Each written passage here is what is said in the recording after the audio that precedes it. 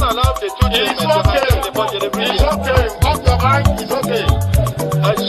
Off your mind. Chai! Now wow, people wey suppose talk true to power don't off mic. And if we talk, now 500,000 they go summer us, call them hate speech. But fear not, Maiyegun don't come. Him go torchlight every corner, nooks and cranny of all these bad people where they spoil our country.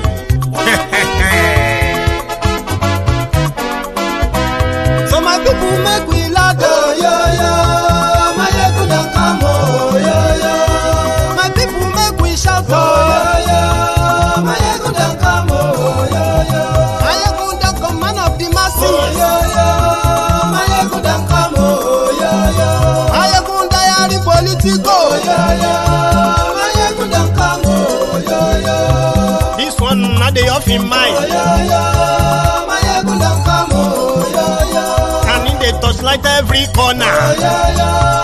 Maiyegun don't come, oh yo yo. Okay, some people be they holla say they want the power. Chai, them be promise us say we go get light and power. Nah. Them hustle sote they can't get the power.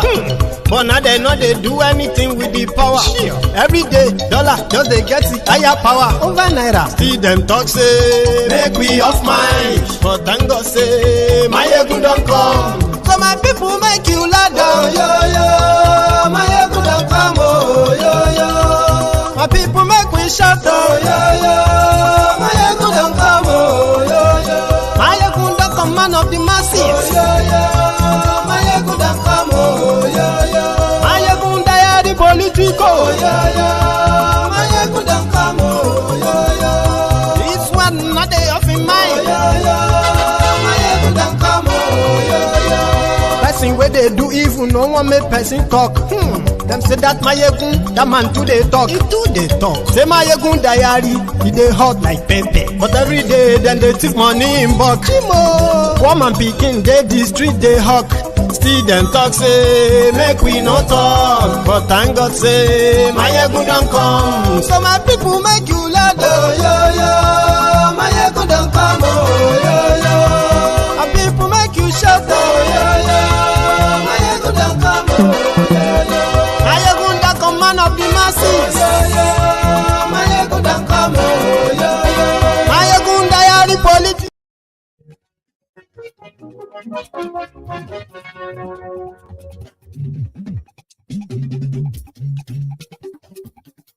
Hello there. Maiyegun làwa mọ̀, làmọ̀ tó lódodo.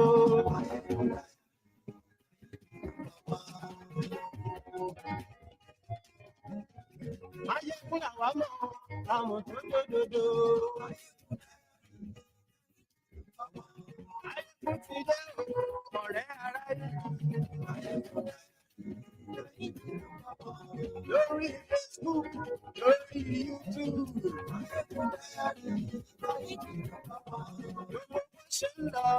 Good morning to you, good afternoon to you, and good evening to you from wherever you are watching from. It is Maiyegun Live. Ani Maiyegun máa wí. Wọ́n fi tún ṣe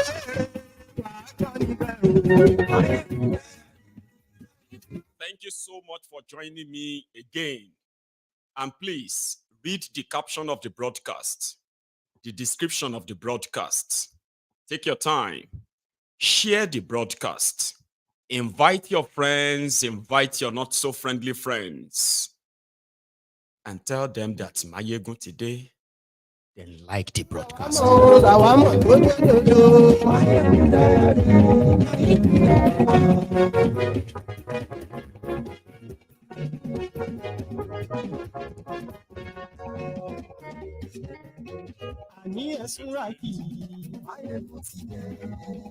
Today,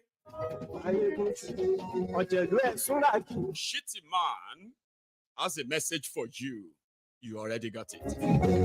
Lórí Facebook.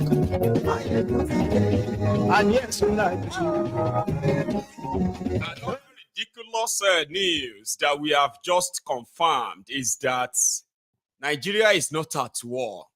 according to the Olori Burukus that are living in denial. But Ukraine is at war. Nigeria that is not at war is receiving food aid from Ukraine. Nigeria life don't spoil. Pata pata.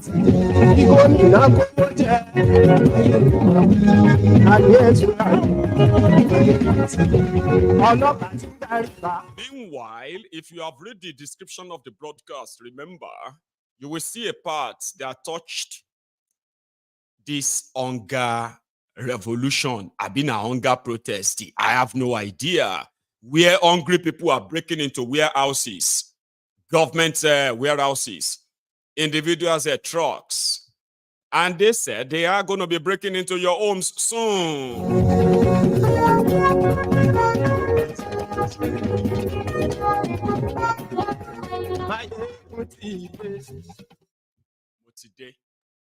So good morning to you once again, good afternoon to you, and of course good evening to you from wherever you are watching from. It is Maiyegun Live. I've got lots of stuff to share with you tonight. And that is why before you get so kind of engrossed in all of this, make sure that you have liked the video. It's only just once. You have to share it. You can do that many times. Okay? And then that will be us.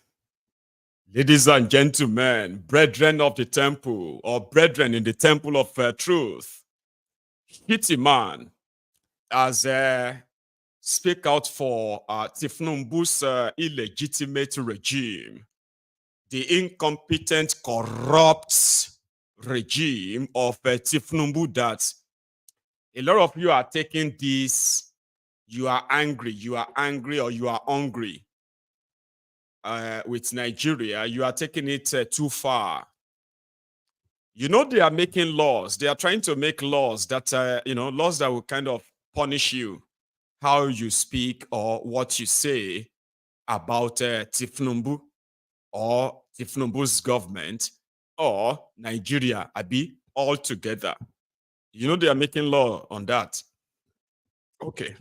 I just thought you should know. So, Shittyma is like, all of you are complaining, like, protesting. You have to, even if you are hungry, you have to express your anger over your hunger responsibly and maturely.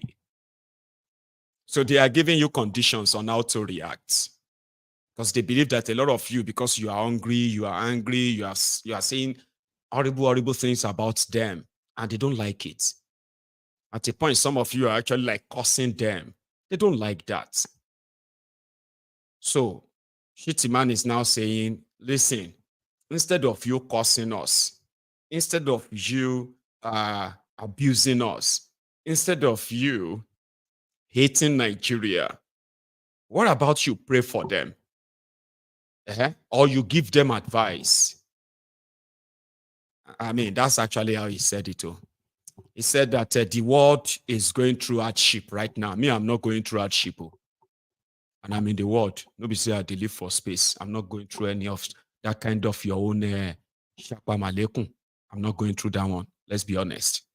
But they continue. And none of your criminal politician is going through any Shapa moments at all. None of them. Not any single member of your family.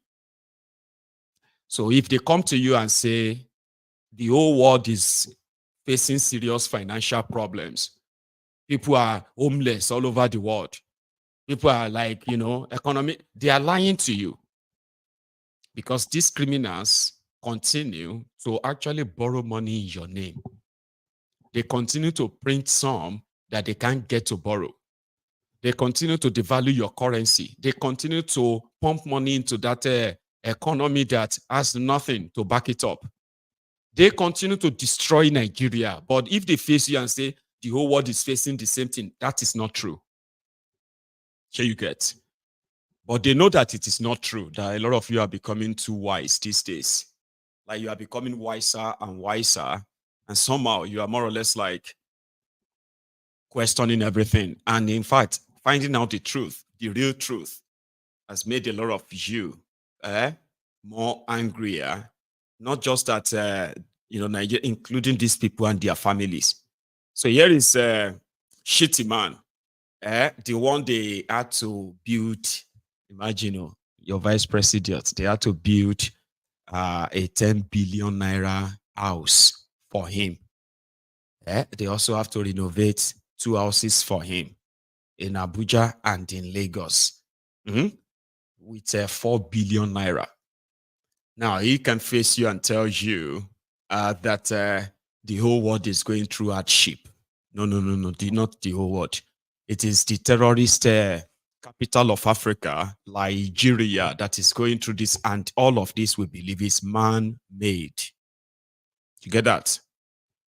Baba, Ukraine is giving Nigeria food. I don't know if I can find the right word to sort of explain this to you, my viewers, right now.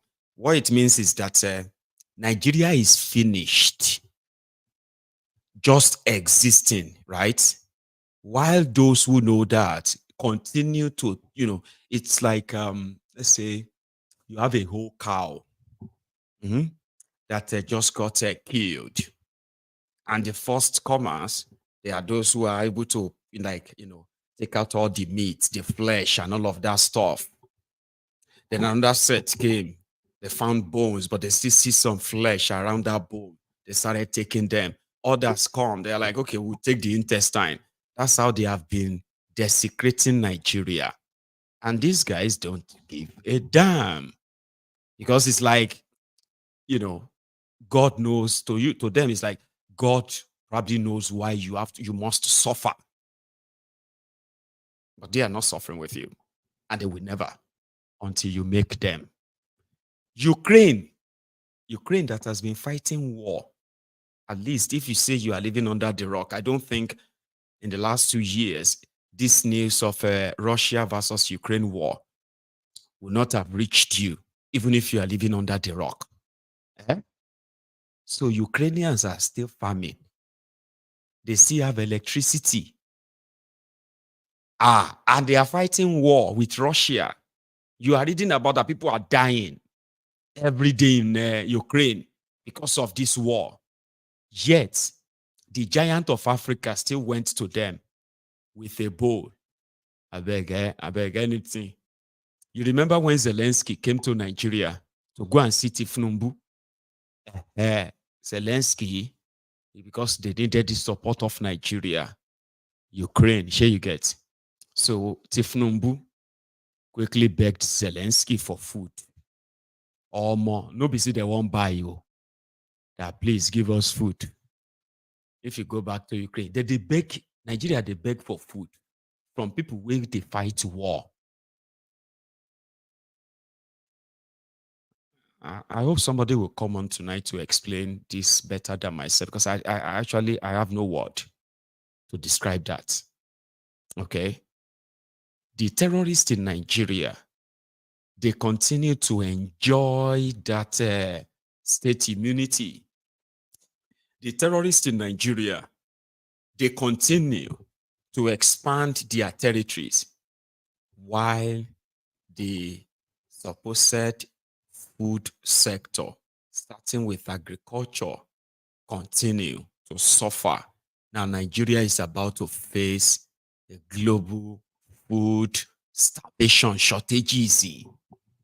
But they continue to tell their people that, no, we lying to them.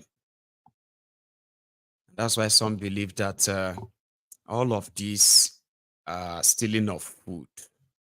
I'm not saying you shouldn't praise Tinubu, continue to lie to yourself, but we'll come back to that one. Remember Obaseki, the man that told all of us, or probably alerted all of us, that Bokwari was printing money. Okay, if they were not borrowing, they were printing. He has something to say about this Oduduwa Emefiole Kadobi, just for the optic. The policies that have just been rolled out by the central bank, unfortunately, will not support growth in our economy. Interest rates are already very high, and jacking up interest rates clearly will not allow small borrowers, small businesses, access to credit at a price to help them grow their businesses. And when an economy is in this state, it needs all the push and support it can.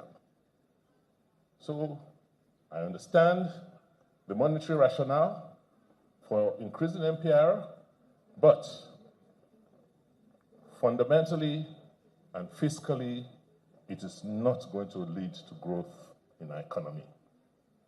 We must focus on the fundamentals, which is increasing production,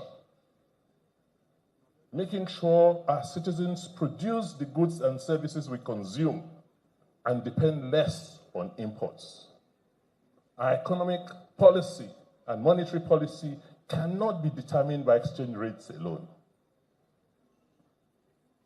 So this whole issue of increasing the cash reserves in the bid to tighten liquidity is going to be detrimental to our economy.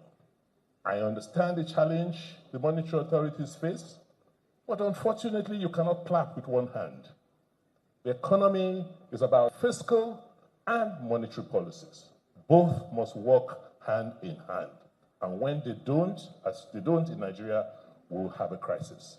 So we should focus on fiscal issues so that we can grow our economy out of the challenges we have. We should not panic too much because of foreign exchange. We must focus on how we can do things within our economy, how we can grow our economy to earn more foreign exchange, if foreign exchange is our problem. But I believe that creating jobs for young people should be more of a priority for us as a people at this time. The policies... All talk, no action. Politicians, all talks, no action. Now I'll give you something before we continue. Here is a road in a state that this guy has been governor of for 80 years. Take a look. Edo. On one road. On one, look at your road. Are you part of Edo State? This Ozala Ora Road. Are you part of this state, on one? Look at your road. Is on one part of Edo State?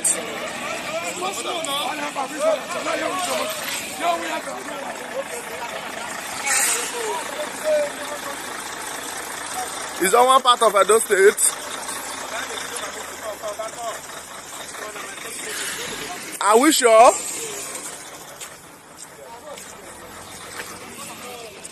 Are we sure we are part of Edo State?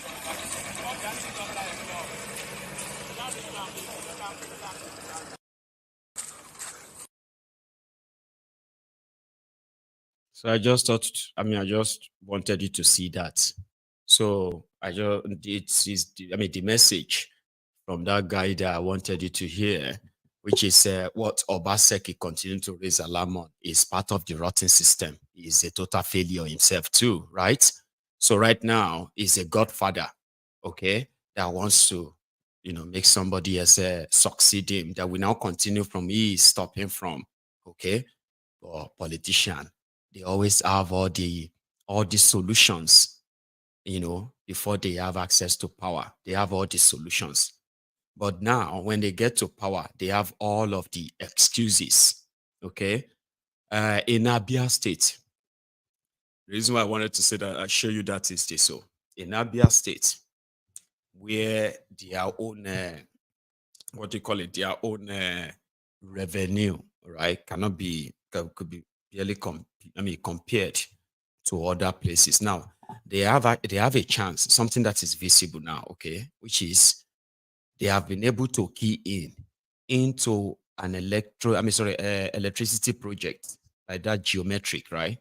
That is, gas powered, and then, it will generate its own electricity, and it will sell directly to the consumers, the households, the factories, the industries, and the rest of them.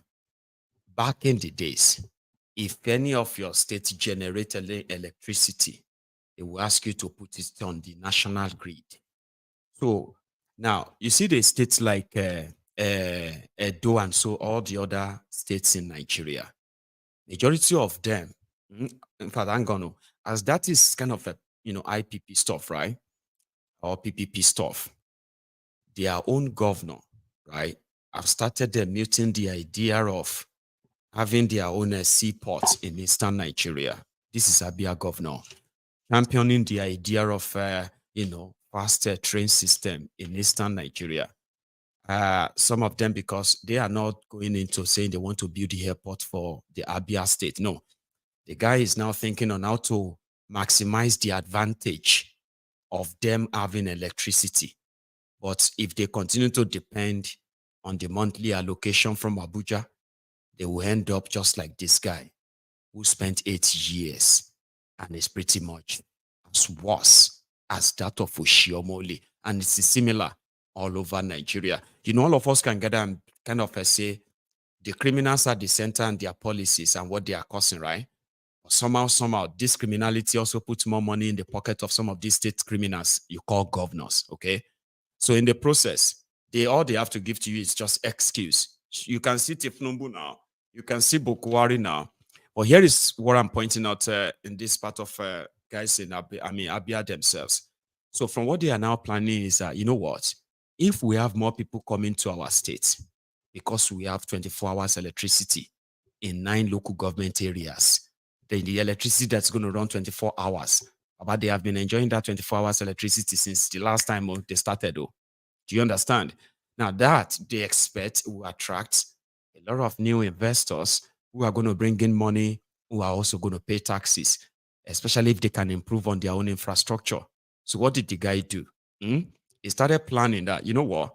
If everybody will fly to Owerri, Imo State, and then they are going to Abia in Aba or Yimba, Aba City, you know what I mean, for business, right? If it is, if they can make the old transportation so easy and convenient, fast train. And you see this idea, can easily, you can easily complement that with what is happening to them. Abi, now this is what you will think of some other part of Nigeria that you can see, okay, wait, these guys are doing this, right? What happened to the money they are giving to all of you? What happened to that money, including this Obaseki, is that state governors, when they collect their allocation every month, once the state commissioner of finance sign and say, yes, received, and the money land, bam, in the state bank account, they will wait for a few hours for the local government money to enter as well. Once the local government money also enter, bas, they will now ask their commissioner of finance, how much is that total? So if that one says, yeah, we have received 15 billion naira. Okay, 15 billion. Okay, I want you to take 10 billion. Take out 10 billion.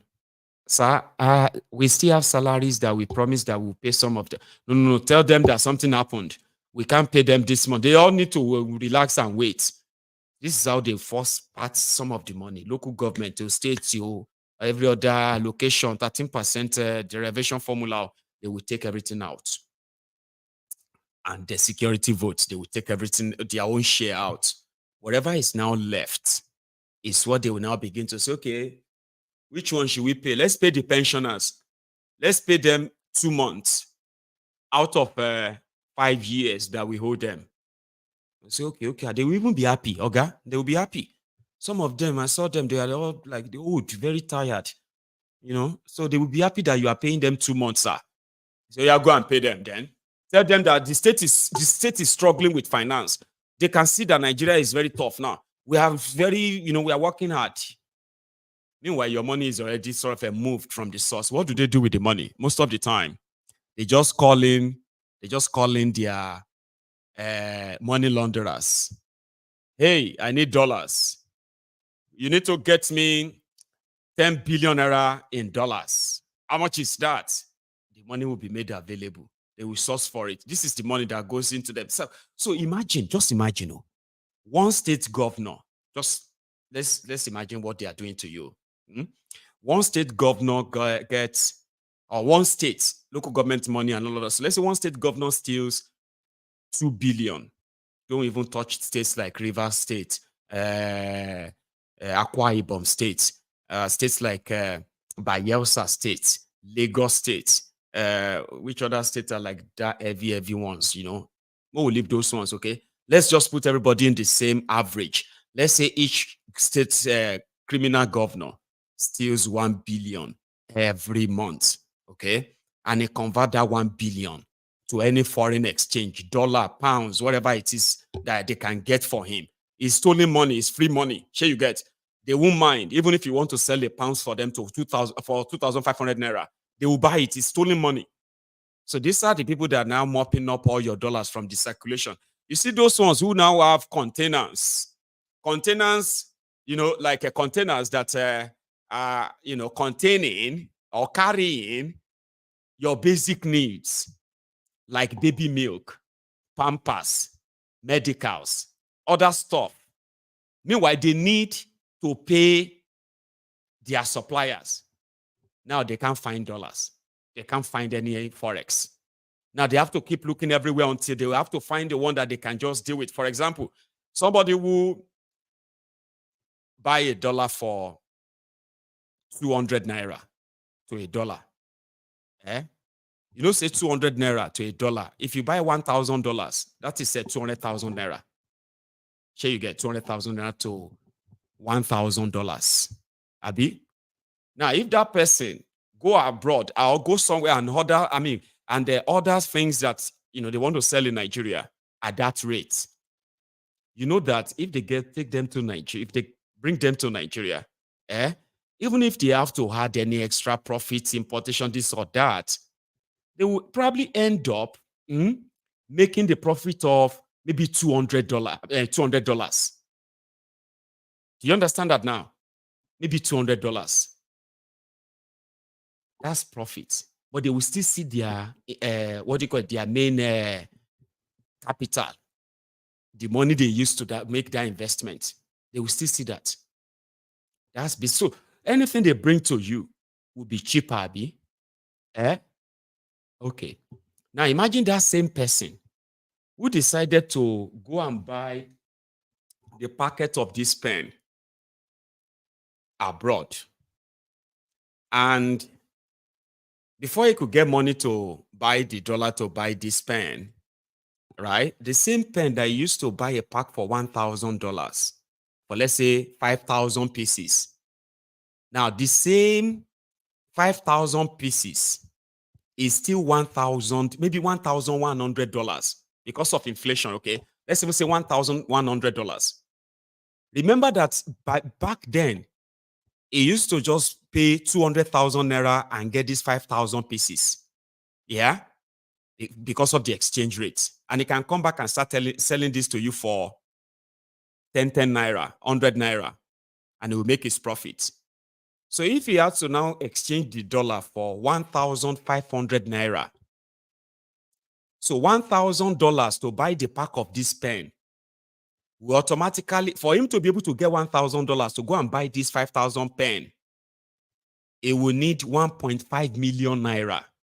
Now, you see the jump. The same thing he used to pay 200,000 naira for, he would have to pay 1.5 million naira to bring them to you. How much do you think he's going to sell it to you? For him to be able to make enough money to go and buy more of this so that you can have access to this. Then the next question is, why do they have to go and import this pen? You cannot blame the person who is importing this pen. Blame the criminals in government in Nigeria who doesn't value what this pen means to you that they could invest in its local production, starting with giving you electricity. 24 hours electricity will automatically make some of these things locally produced en masse, instead of buying dollars to bring them to you. Now the people go to buy Naira to come and pack it from you and take it to their own country. Not you buying dollars to go and bring it to your country. It will be them buying your Naira to come and buy and pack this back to their country. Around that time, you can decide how much you want to sell your Naira to them. Yes. Do you see the change?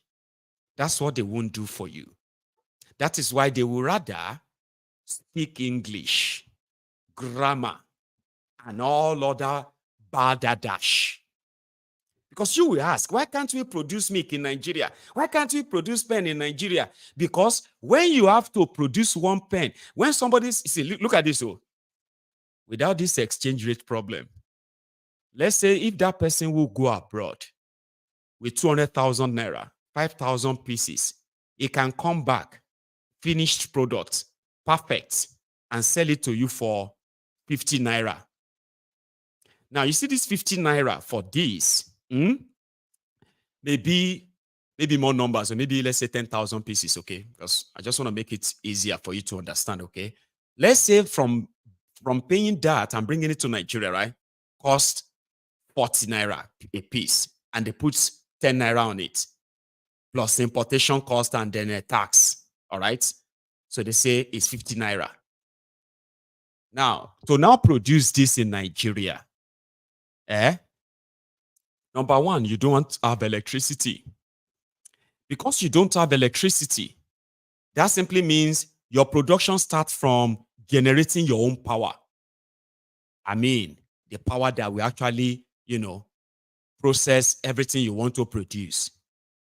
Then you source for your materials locally. God bless you if everything is indeed local. Let's now say everything is local. You could source them locally. Then you would then have to deal with moving all those raw materials from wherever they are deposited. Okay? Now, moving anything in Nigeria also requires you planning for logistics to bribe the police, bribe the custom, bribe the army, bribe the NSCDC, bribe government officials, local government officials, and bribe everyone that is bribable before they will bring down your raw material to your factory. Now, back to your power, generating your own power. And like I said, everything will come back to that, okay? So at the end of the day, by the time you finish your production and one single pen comes out at 300 Naira, if you want to make profits, you would have to sell one for, let's say, 150 Naira. Meanwhile, if you go abroad and you buy them over, you can sell them for 50 Naira. Now tell me, as a businessman, which one would you use? There is demand and there must be supply. In order to make sure that these are produced locally, you who want this to be produced locally, you must be interested in what is your government doing? What is your government's investment portfolio when it comes to manufacturing sector, starting with power? Your minister of power, they carry power bank, because in Nigeria today, you have to generate your own power. So you see where the problem is now. Politicians will tell you they will make you better, but you are not asking them how. There's none of you that can give me numbers of what your government in any part of Nigeria is actually doing to ensure that importation into Nigeria become a thing of the past. Any of you, they ban importation of food. They ignored the total destruction of farmlands. Even though they talk about them, they tell you they are doing something. For 12 years, Nigeria is about to get a global starvation alert where the entire country will be starving. People will be dying, falling apart. People will be robbing just to survive. So if you are praying for something, Isn't it better for you to have an idea of what those who are actually doing things about it are doing than for you to pray that a miracle happens? There will be no miracle. Do you understand? Let's go to that Abuja, that what happened in day in Abuja. Day market in Abuja today. Hunger revolution.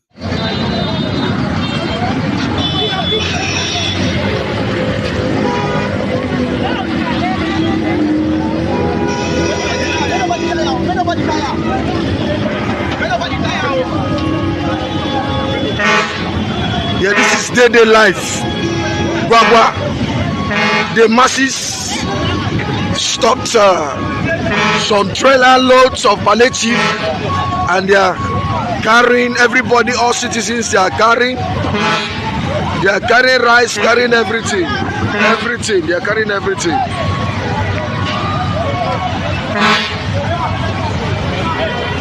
There's a rampage here. The community. It's a rampage. You can see where we are parked. Bros, come here. Government.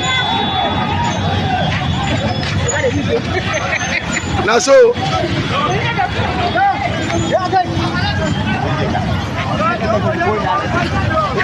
Yes. Yeah, so what is happening this morning? Okay, we are dying of hunger. Yes. So we got to sneak in and find what to eat. That's right. Voting Tinubu, we don't know that you are regretting. That's why. Cannot stand on this. Is this a government palliative? This is government palliative. All right. This is government palliative. Everything is being. This is gone. This one on this. I don't know the See, I know the roti finish. See, they just keep and seize. Keep and seize roti, and we are dying. Hungry, they kill people. Yes. That's right.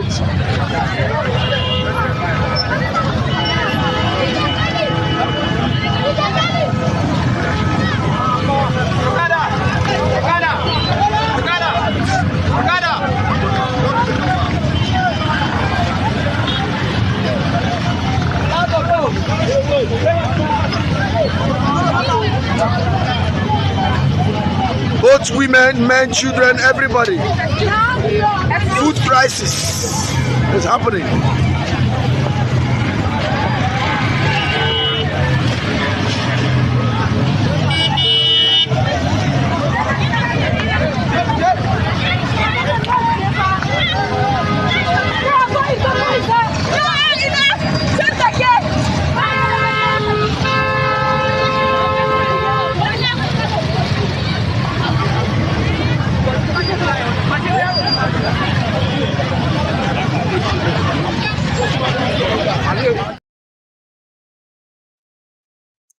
Shakpa malekun ashakpa abino alekun ashakpa alekun shakpa. One true emperor. You are going to have to come back later and let's have that chat again. When I say shakpa malekun, Joma, you will say alekun shakpa alekun ashakpa. Ah, God damn it, I forgot. I had that chat with one true emperor on this platform this afternoon. During the brunch time with Maiyegun. I hope I get the chance to get to have him on to kind of, teach me that. Everybody, Loma, were all right, Baba. Everyone, Loma, were all right. Everyone, Loma, were okay. Now everybody go collect time. That's the point, too. If you like, live in denial and pretend that you do not understand my message. You can point at me. You can blame me. You can abuse me. I have made myself your therapist anyway. To the people who have found truth, they found peace. They found clarity. They have found purpose. They understand Nigeria better. But to those of you who are battling truth, to those of you who believe that there are some people somewhere who are doing this and making it difficult for Tinubu to deliver to you, and you are pointing at people like me that, continue to try to save you as an enemy and the rest of that. Listen to me. If you ask all those if they are still alive, all those your uncles and aunties who were shouting change, change, change, change in 2015, when Bokuwari hand touched them and changed all their lives, some of them, they died painfully. Some of them, they don't even see their body. And I'm not trying to kind of make it feel like it's good. I'm just saying that when you make all these decisions, there are consequences. Others, the trauma of them in the captivity of their kidnappers in the last 8 years alone have destroyed so many lives. You know that? More than 100,000 people got killed under Boko Haram's government. 66,000 of them were killed by the Boko Haram and Fulani terrorists alone. I just thought you should know that you coming here to point at me, to abuse me, to call me whatever you want to call me, I don't take it as any offense per se, honestly. Because if not Maiyegun, some of you go don't run mad. Generally, you know what I mean? Like, some of you go down off yourselves. The frustration that you are facing every day, you need someone to blame. You need somebody to point fingers at. You need someone to be blamed for your unfortunate existence, not yourself, and not Tinubu. Not APC, Egbekegbe, and you know what I mean? So when you come on to Maiyegun's diary, political, and you do all of that, see, brethren, this is supposed to be an healing home. We're supposed to be curing people of their stupidity, of their foolishness, and of course, of their own self-inflicted madness. So when you see people come around to abuse me, not all of them you should take too serious. Majority of them are suffering from serious life, is that schizophrenia or something? It's different from the general one. I don't want people who actually have real life mental health problem to feel somehow like I'm not talking about, you see this guy, theirs is different. So every time they come here, they see my face, they're like, this is the person that is always criticizing all our leader. That is why we are suffering. They blame me. If not, majority want to para one down. And because sometimes you read some comments, you be like, she will really here you get. So that is why when you look at them, you just try yourself and look away. Whenever they are not here, trying to defend their own oppressors, trying to defend their killers, their destiny destroyers. They are out there stealing bag of rice. It is called hunger protest.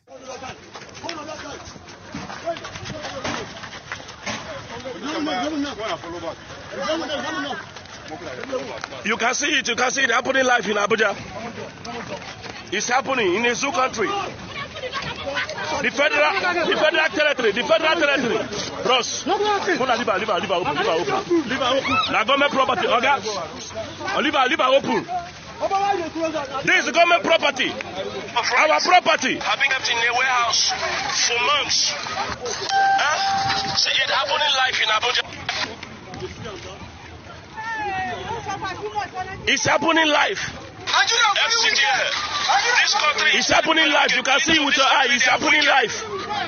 In FCTA, Abuja, Federal Territory, it's happening live. Masses are hungry. And these people kept this kind of thing in the warehouse for months. This country is wicked. The leaders of this country, they are heartless. This most useless country I have never seen in my life.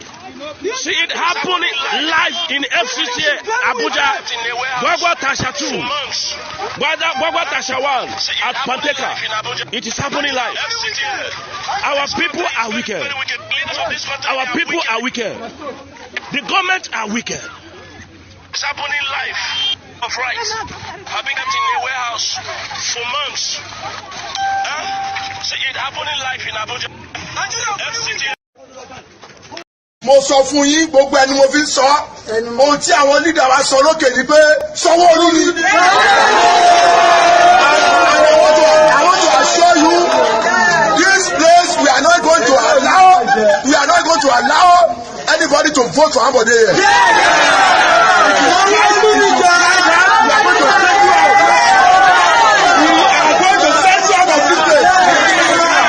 For Sanwó-Olú, and that's what our leader Asiwaju Bola Ahmed Tinubu said.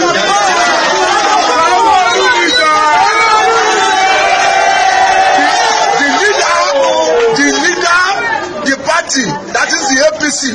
Yes. We have hierarchy and we have leadership. Yes. We have leaders. Yes. And we have been directed by our leaders to go and vote for Sanwó-Olú. Yes. And that's what we are going to do. Yes. This local government, we are not going to allow anybody to vote for Ambode. Yes. Ambode is gone.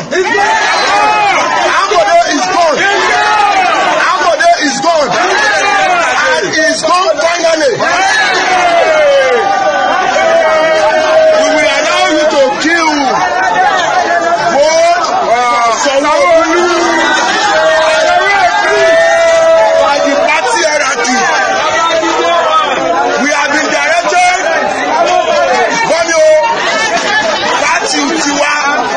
party tiwa gbọ́dada ẹgbẹ́ tiwa àní hierarchy àní àwọn tó ní àṣẹ àní àwọn tó dẹ́gbẹ́ ilẹ̀ ẹni tí ò bá fẹ́ ibi tí ẹgbẹ́ ń lọ tí ò bá lè lọ bẹ̀ kó lọ dẹ́gbẹ́ mi ilẹ̀.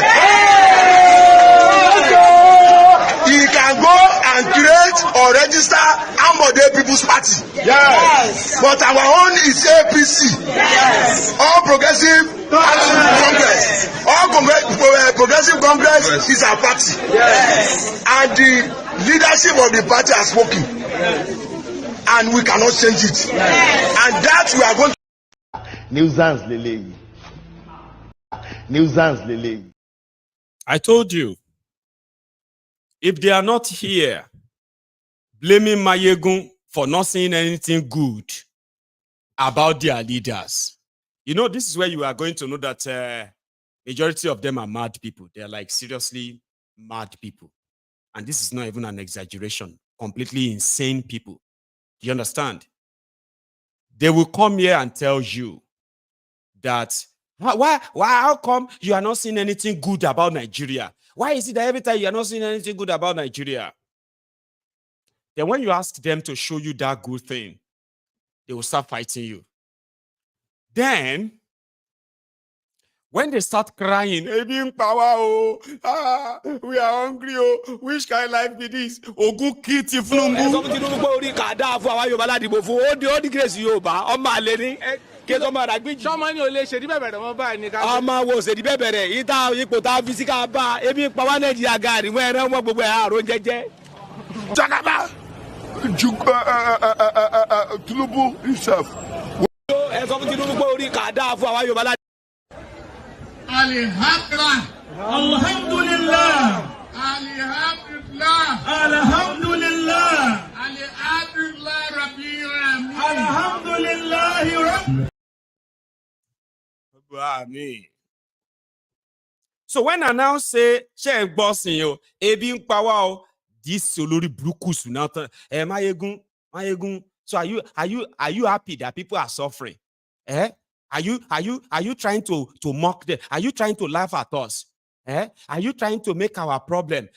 You are trying to make our problem a laughing thing. As olori bruku, you get problem ni? I thought there are good things now.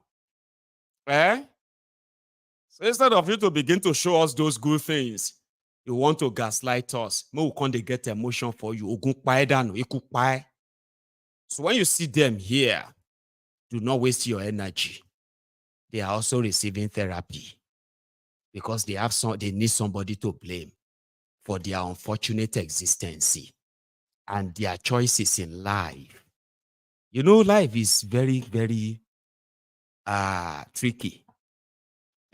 Before I understand what it means by choice, but actions you get consequences. So I'm serious. So may I break them down for you? Okay. I was a little boy when my own grandfather of blessed memory told me that, come. Every time I come back from Lagos, they will be reporting you to me. All of your bad behavior, disobedience, and all of that stuff. And to be honest, ladies and gentlemen, I wasn't an easy boy growing up. Stubborn, thereby. Somehow, so much I've always been like that. Sure, you get. But you know, when you begin to grow older, you begin to understand that in this life, no be everything. Giddy day, resolve, kind of. So my grandfather, whenever he came back then, he now called me and he said, listen, come, how old are you? I remember, I think I was about 14 or 13. Can't remember. So I was a teenager. And he said, in this life, you are getting to that age that you will understand that as you lay your bed, so you will lie on it. Actions have consequences. And indeed, in life, choices that we make, actions that we make, choices that we make, sort of a pushes for the actions that we take. And for example, if you have someone who is kind of sponsoring your education, and you just decided to drop out, and you're not doing it anymore because you want to do something, you must be very sure that you will be responsible for that decision, that action. Nobody else will. Do you understand? It simply means that if you choose something and you believe that, no, I'm not doing this, I'm doing that, whatever happens, you will be responsible for it, good or bad. You may get support, you may not, but you will know that once you make a decision.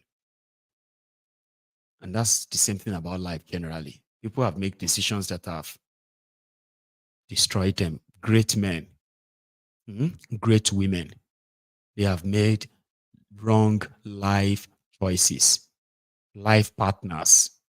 A lot of people have made, they've made choice of partners that have changed and derailed them and destroyed them, and never would they ever reach their potentials in life until they die.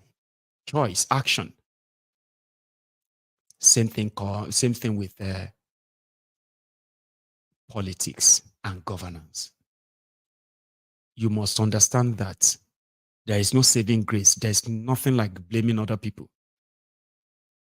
Okay? And it's a two-way thing. But the first one, those of you who don't understand very well that you might think you might be spared from the from the pang of bad governance because you support them. No, you are stupid to believe that. You will not be spared. And for those who opened their eyes and allowed that to happen, either by pretending that they are on the fence, sitting on the fence because they don't want to be seen this or that, but eventually they allow the aberration to happen. Everybody played a role. You remember when we said that, they shouldn't have allowed them to announce your election results, because if you had actually shut the entire country down that time, you probably won't be experiencing this today. And seriously, that also can be blamed on those who felt like you should do it. No, you should do it. No, you should do it. Why me? Why not you? Until nobody did. actions and inactions have consequences. It is not just what you do that you get consequences for, including what you refuse to do, or you ignore to do, or you completely abandoned doing. Everything, every action, inaction, all of them have consequences. And I knew this when I was just a little boy, as a teenager. How dare you, who claim to be in your 30s, in your 20s, in your 30s, in your 40s, in your 50s, think somebody else should be blamed for your life choices, your life actions and inactions, your I don't careism, or all of that. I better pass my neighbor. If it is not happening, if it hasn't happened to me, then maybe it's not happening. It's been exaggerated. At least I haven't been kidnapped. Therefore, maybe this kidnapping thing itself now is exaggeration.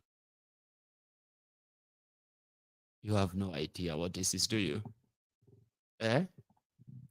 Everybody will be responsible for your action. I will be responsible for my actions. Do you understand? An aberration took place. Lives, millions of lives have been thrown into turmoil. Uncertain, unsure, unsafe. And do you really think pointing fingers at those who chose not to keep quiet, people like myself, is enough for us to feel bad? We already felt bad. We already felt so bad for you. We are beyond feeling bad. We are angry that every day that passes, lives are going to continue to be lost. Destinies are going to be destroyed. That future that you want to feature in, Baba, they are not even allowing you to be part of those who are drafting it. How is that going? So keeping quiet is as good as being dead. Trying to keep people quiet is not different from trying to make people suffer what you are suffering in silence by praying. I don't think so. But let's move forward a bit. Here is the Premium Times report on the Nigerian border. I want you to see this, and then I will show you something after.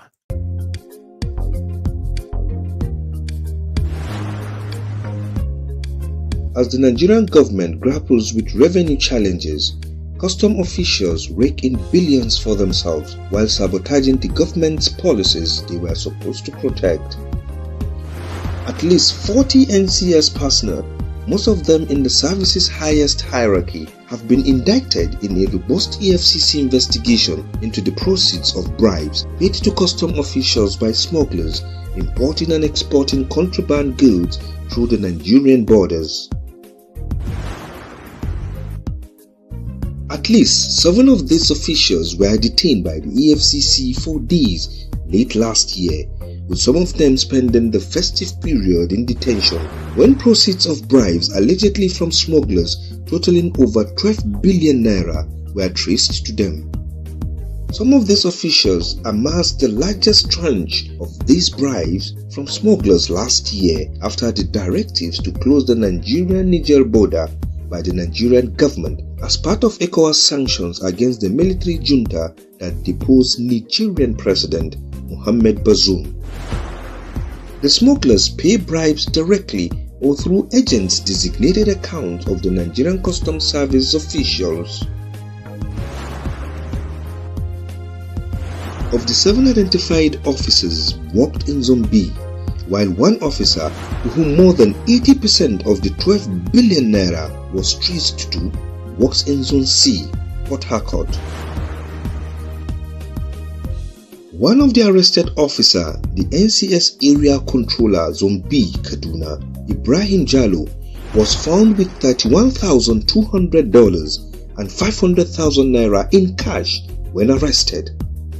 But the EFCC also traced suspected proceeds of bribes from smugglers totaling 1.1 billion naira to Mr. Jallo. It was also revealed that the officer promptly refunded 250 million naira with a promise to refund the balance. The EFCC also traced 126 million naira to Mr. Jallo's personal assistant, Umar Tafaraki. He has also refunded 12 million naira. Another officer involved in this saga is Kayode Kolade, the Controller Federal Operations Unit, Zone C, Port Harcourt. The anti-graft agency traced 9.5 billion naira suspected to be bribes from smugglers to him, all of which he was said to have received personally and through proxies between 2015 and 2023. He has refunded 50 million naira and committed to refund 800 million naira within a short period. Another indicted officer, Nuruddin Musa, is the Controller of Enforcement, Kaduna Zone. The EFCC traced 950 million naira to him. The anti-graft agency has recovered 583 million naira from him after he spent days in detention. He has also promised to refund the rest. Meanwhile, Hamisu Ibrahim, the officer in charge of operations, Zone B, Kaduna, was suspected to have garnered 120 million naira in bribes from smugglers between 2019 and 2023. As of January, he has refunded 13 million naira and promised to refund the rest. Madugu Sali and Muhammad Rabiu were suspected to have received 85 million naira and 84 million naira respectively from smugglers. Mr. Sali has refunded 13.5 million naira and promised to refund the rest. Mr. Rabiu, the officer in charge of patrol on the Aganga Road, Jibia Road, refunded 15 million naira to the anti-graft agency.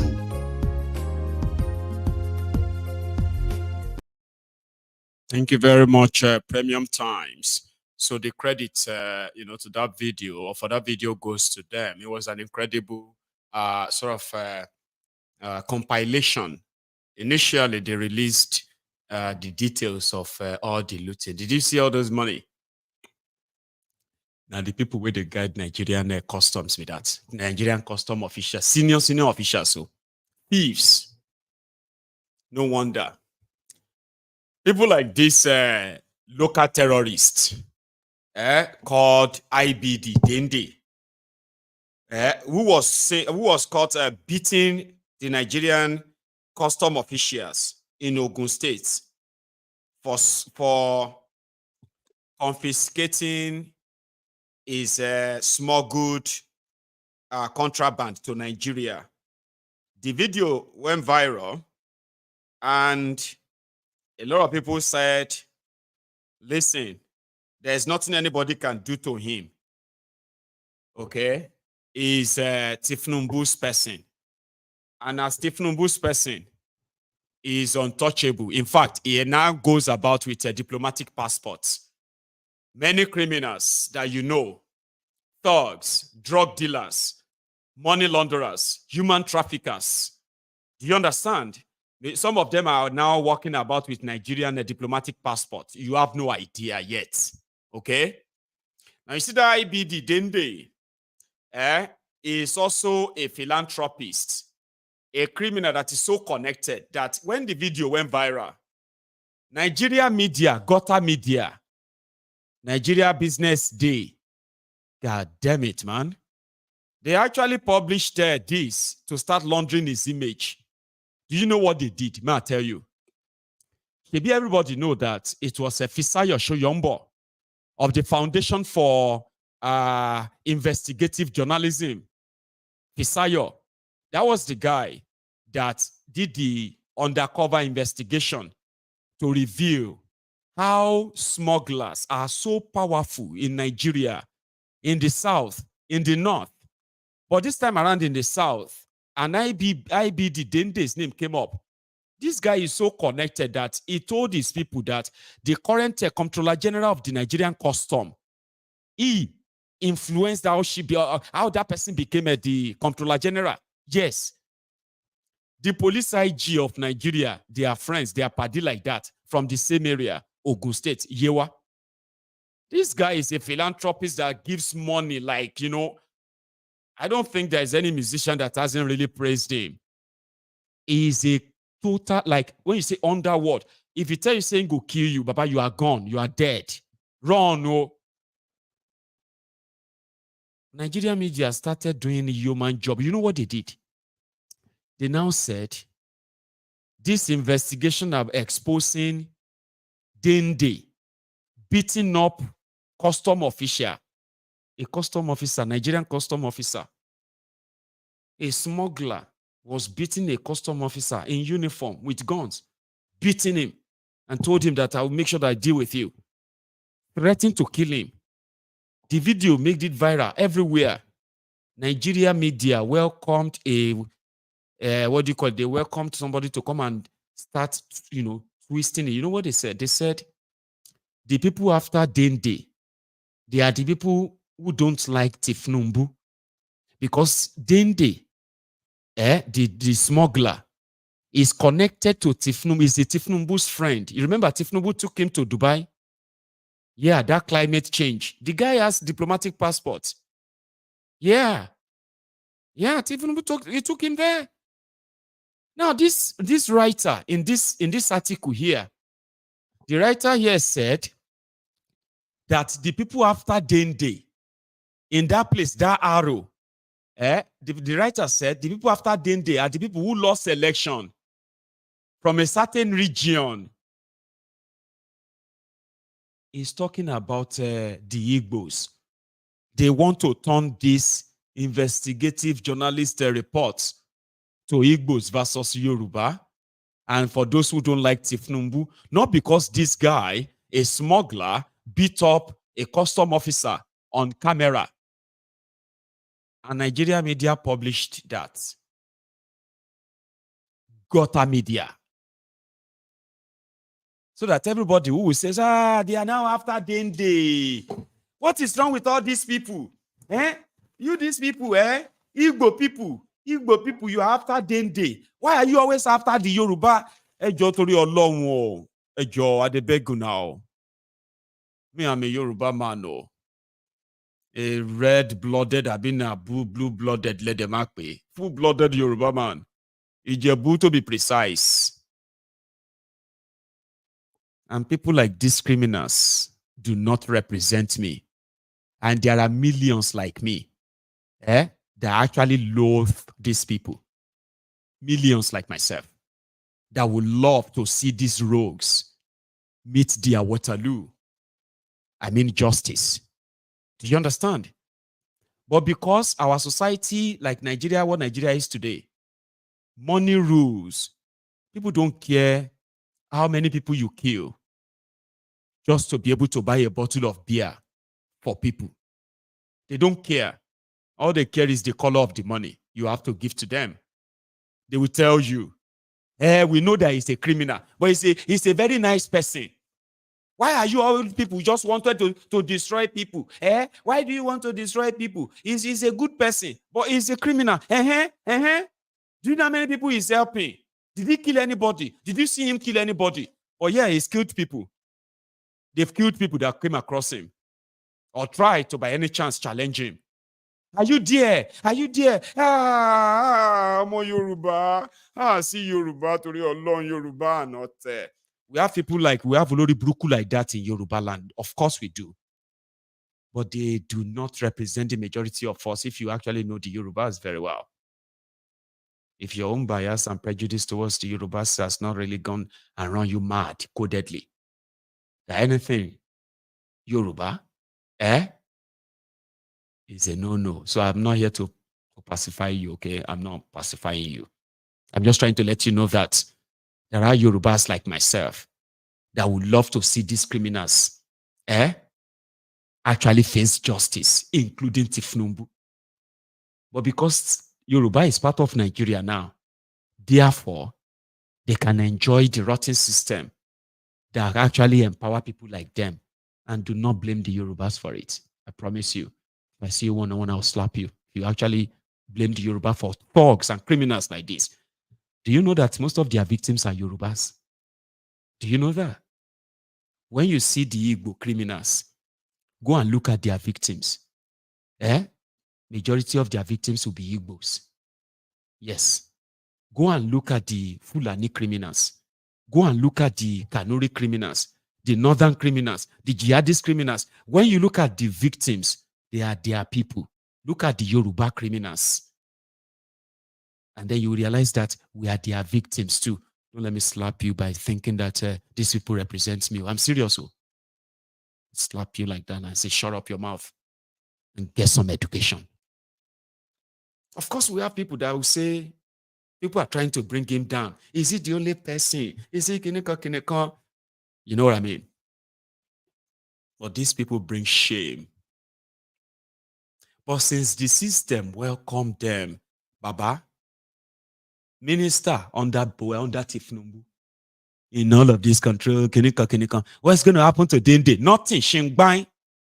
Today, now all of them, they greet them. Happy birthday. Happy birthday. Now, one of your minister be this one, Ishia Kunle Salako. Now, your minister of State for Environment, Nigerian minister, congratulating a smuggler.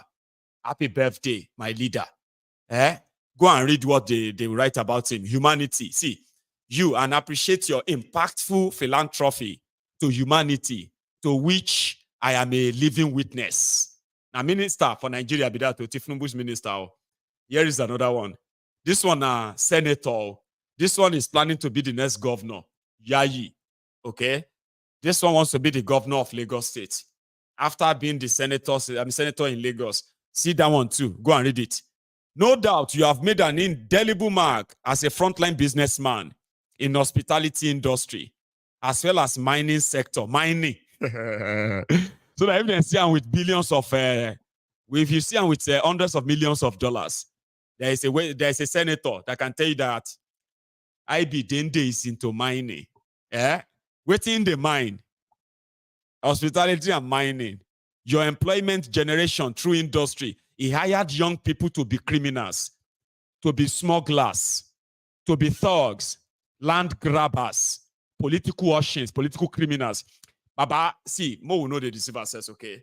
For those of us who have actually interacted with these criminals one-on-one, if you go around them, the only people you see around them are criminals. Hardened looking criminals. Cultists. People who actually have guns to harm people. These are guys, this is what makes them stronger. This is what makes them so powerful. They feel so invincible. Then you will now see police carrying guns around them and all of that stuff. They are like the non-state actors, but that are also state actors. This is somebody who can have you killed. You are lucky if he has you arrested. Yes. If you expose anything about him, he can have the police IG call for your arrest. Inspector General of Police of the entire Nigeria. He will just send him a text that they should look for you. They will use the entire resources of Nigeria police to track you down for a smuggler, for an interborder smuggler. That's Nigeria. I'm just saying, And they said people where they expose them, they are the Igbo people. That's how they also try to put that in the mind of the people, their readers, the gutter media in Nigeria. Just so you know. But in case if you don't understand, smugglers are not good people. Make I explain that one to you. We know say Nigeria don't spoil. See Nigeria is budget. But people who actually made Nigeria budget. One of them is this, your philanthropic IBD Dende. You're still going to see, it's going to still meet its justice, so by the way. I strongly believe that. But let me tell you how they are all destroying your lives. Number one, smugglers don't pay custom revenues. They don't pay anything to government, which means government doesn't make any money from them bringing anything to Nigeria. Because government has no right to check them and they are smugglers. That means whatever they are bringing into Nigeria, you don't know them and your government doesn't know what they are bringing in. They may tell you they are bringing bag of rice. Meanwhile, they are actually bringing bullets, guns that will end up in the hands of different terrorists, different, different criminals. who are also going to use those weapons to terrorize your lives. Do you understand? That's another thing from smugglers. If they bring in food, there is nobody to sanction and say this food is good for consumption. Nobody to check. No standard, no nothing. It's just going to move from their container straight to your bedroom, to your homes, since you begin to kind of buy from everywhere, right? So nobody can guarantee what you are consuming is going to help you or is going to kill you. I know say poverty can make you feel like, no matter, I know they kill anybody. I understand. Also, because of this, the damages they do to your country, and to you watching me right now, a lot of you have lost your loved ones to different fake drugs, fake this, fake that. Who brings those fake drugs into Nigeria? Smugglers. Yes. Who bring those dangerous things that some of you kind of come across and you are wondering, how did we get this? Smugglers. And it is not only from the southern Nigeria smugglers. You have no idea how many smuggling routes are things getting into Nigeria. A majority of them, they are not to help you reduce price. Majority of them are to kill you. Just so you know. And that's how they make their money. It is called blood money. Okay? A smuggler needs legitimacy. So when he makes that money from that blood money, he can actually build an hotel or, start a transportation business.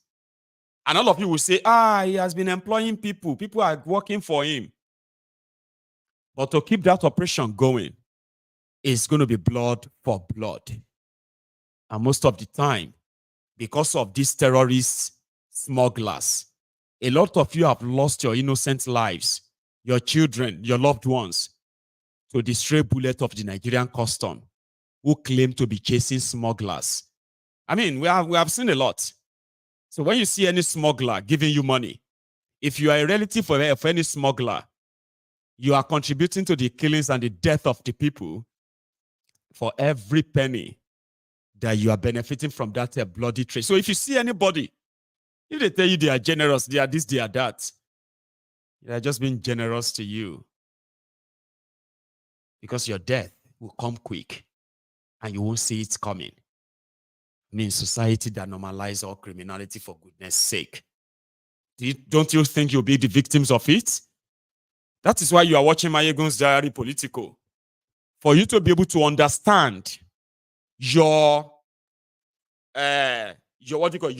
involvement or your denial of what is going on around you. Yeah, that's why you are watching this broadcast. I won't drink some warm tea. Found this video where an official of the Lagos state government was telling people who are being sent out of they are squatters, by the way, and they are being told to move. And I just feel like I should share that with you, because the reality of today, it's like the wind of the shege is blowing. It's blowing so strangely these days, and it's like every minute too, right? Watch this. I'll come back. We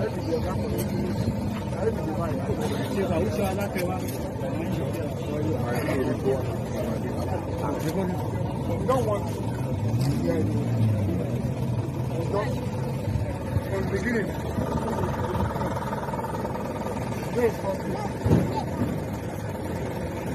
My we don't do anything there. Anything. Anything cannot be here. All these chances for the end, none of these things will be here again. Meaning that if I come here on Friday midnight, I go arrest and I go devote everything. Look at this yourself. Is this a modern business?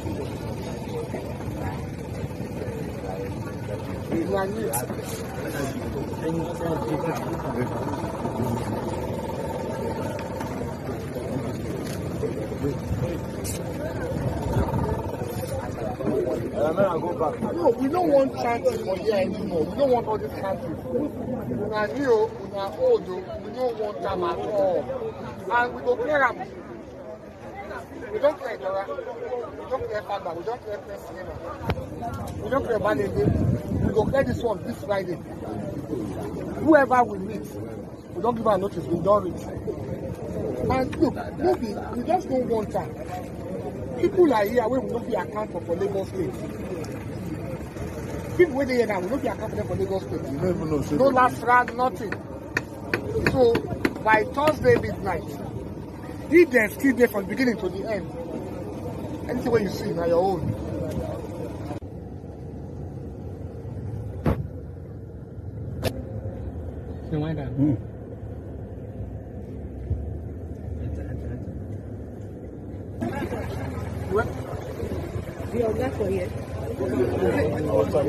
Not all the rest. All your you are here too, I believe. They are still. Enter, come now. And I mean nobody. We don't tell them for the other side. We don't want anybody here. Today is Sunday. By Thursday midnight. People come back here by 12 midnight. That's 4 days from now. We will enforce. That means we will remove all the shanties, everything is done. And anybody who receives the arrest, they tell us what we do. This is not serving a state like Lagos. And we can't continue to fold our hands and pretend this is ideal. People cannot be here and we can't account for them at all as a state. So, Thursday, midnight. If we can't come back, because of the day insistent, we will do what the government do. We will remove them. So everybody will need to move, and they continue to sort of, displace people. People continue to move further and further to other places. It's like they will send them away from here, and then they will move to another one. They will come there and demolish them again. In another 2 years, they are already in another place. Because in those places, as it is in Lagos, right, there are people who will say, oh, yeah, all of you come here. I am the landlord of this area. If you want to put up your shanty here, your shop, now 10,000 monthly. So before you know it, everybody begin to put things up. Now will be the landlord of the area. So whenever they feel like, we need to send them away again. Oh, I don't see them build houses. Lagos should be building houses like, high-rise houses, where a lot of people who are probably homeless and all of that today, like they could have a place to. Cheap houses like that for everybody. So somebody said that, I don't know if you actually meant that in a good way or another way. I don't understand though. So somebody said something about this because I mentioned that Abia.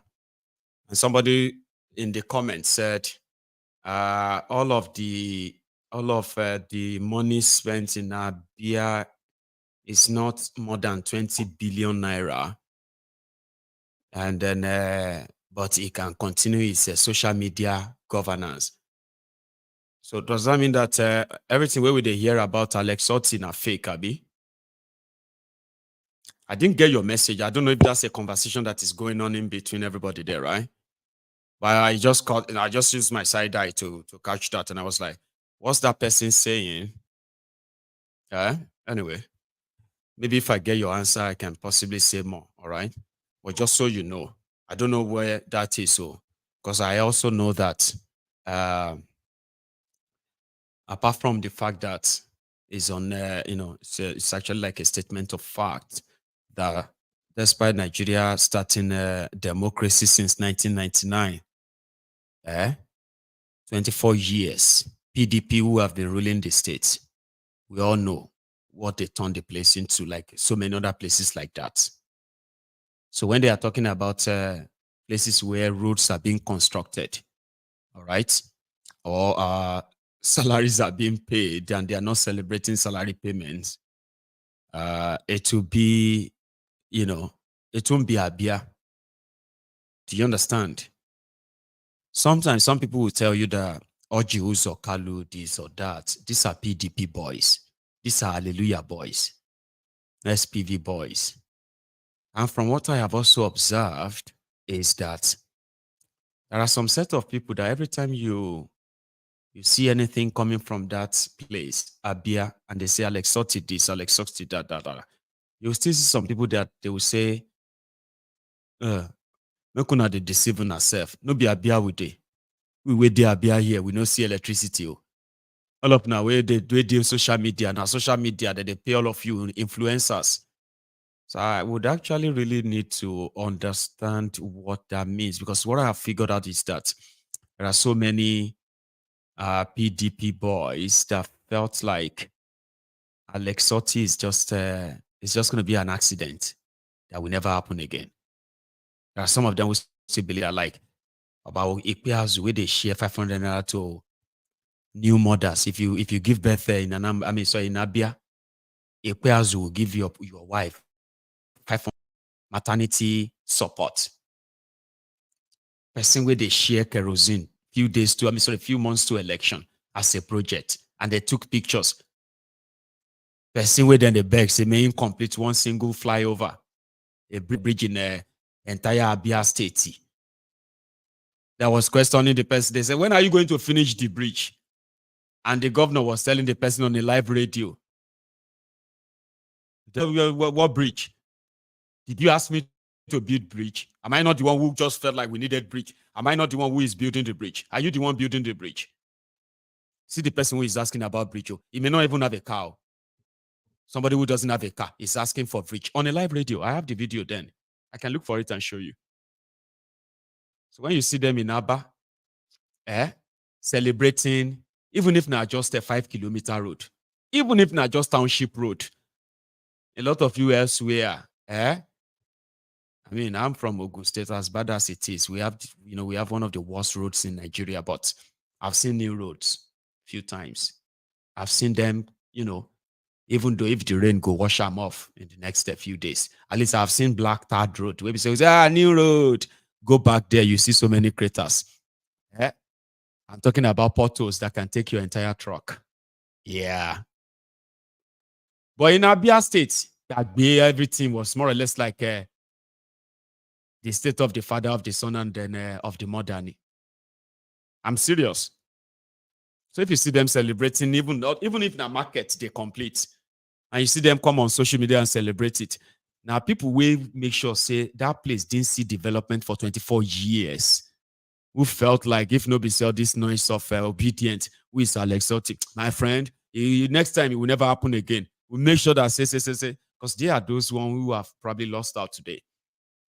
So if you are one of them who is saying that it's a social media thing, can $800 million investment in electricity a social media thing? That should be more than 20 billion anyway. I'm just saying, because this is Maiyegun, and I've told you. I said, if you listen to my song very well, right? My song is like a Toba Shere Maiyegun Mawi. Bosi tun Shere Maiyegun Mawi. Ani Esunraki Maiyegun Tide. If you do it well, I will say. If you don't do it well, I will say. The most important thing is that if you have a chance to say, I want to do something, do what you say you will do. And nobody will have to lie against you. Do you get that? So if you are in Aba and a lie, say electricity day in Yimba City, I beg tell us. We want to know. Now you did there. No, they tell me say, I spoke to my brother in Aba yesterday. He said all the news na nonsense, Jare, all na fake news. So you know the Aba? You know the any of the 9 local government area? Now your brother tell you. Oh, now your friend. Oh, your supplier. Oh, you are there last night, but you are no longer there when we ask you to take pictures or make video. But I'm not here to kind of make you feel too sad anyway. So we'll move on. They caught one of them too that they believe is, I'm sorry if you don't understand this, what he's saying, okay? I'll come back and tell you. There's someone I want to show you. But today, this man cracked me up. Oh. Anybody who understand Yoruba should help me interpret what this man says. In fact, I want you to tell everyone what this guy says in English. Those of you who understand Yoruba, I want to read some of your meaning. It is still about the shege going on in that contraption. Mo tún gbọ́ pé ráìsì ti di 80,000 àpò wọ́n bá wá nǹkan ṣe sí i tá a bá tún wá fẹ́ repo báyìí epo 580 sorry 680 700 là ń rà kí ló dé kí la ṣe àáwọ̀ akórópè gbogbo ẹ̀pọ̀n ní òmò gbóná lálẹ́ tá a mọ̀ fọmi wẹ́ẹ̀tì ẹ̀ pẹ́pẹ́ kan òmò lànà àní rí kankan epo náà ní ń gbà lọ owó sukùl fíìsì àmọ́ mi ò rí san báyìí ayé yóò dá o. Ayé yóò dá o. That's a driver, hard-working man. Somebody who has a job, a driver. He's almost into tears. He said he's working and working and working. He has nothing to show for it. He's buying a liter of petrol for 680 naira, 700 naira per liter. He will drive that bus, that public transport, right? He will drive it all day. His own blocos. His croppers, His koropon. That's why he says his blocos, right? Will begin the burn, the fire that they will have to need to begin to. It said it will have to come out like, it will sit on a hot koropwe and it will have to begin to blow his blocos every evening. And at the end of the day, he can't even feed his family. And he can't pay the school fees of his children. That's the person where they work. You there on social media, they do Bambi Allah with your fake account. Or you are using your real account to say, Tinubu will do 8 years. You no get job. You no get anything. You are looking up to people where they check you and say, my boy, how you doing now? How far is everything? A long time. Baoni, sure. Anyway, no, you take this one, take and do, my boy. People where they give you money, people where they help you. Have you not noticed that some of them are already using style turn to Olushi now? Let me explain that. There's this guy. It was on Twitter today. I think, was it today or yesterday? So this young person, people were talking about people. Let me say a quick thank you to Udwak. Udwak, thank you. Our people don't have the willpower to govern effectively. To cover all this mess, best approach is to protect at foreign embassies and seek travel ban on our corrupt politicians and their families. That's where the collusion of the Western world is also evident, okay? These people will never place any economic sanction on any Nigerian official. Trust me, because they are all business associates. Do you get that now? So that's why I don't really fancy calling on them. Hudok. But that's a very good one. Thanks there for your super chat, okay? I appreciate that. So, what was I even saying earlier? Concerning people who believes that they could hide behind some false identity on social media so that they can continue to defend the APC, and at the same time continue to spread all of the fascism and hatred that is associated with them, right? Or have you not noticing that some of those that used to help you, some of them are also becoming broke now, poor? So let me now tell you that story I wanted to tell you. So it was this guy on social media, and he was like, he was calling out someone. And how did he do it? He said, my problem with people, this is how I think he put it. So it was pretty much like his problem with people was that people were judging people because they supported Tinubu. He now said, there is this guy who used to give me job, very, very steady, and it was really, really helpful. But the moment he noticed that I supported Tinubu, and I voted for Tinubu, this guy just stopped giving me job. He just stopped, like he just started acting funny to me.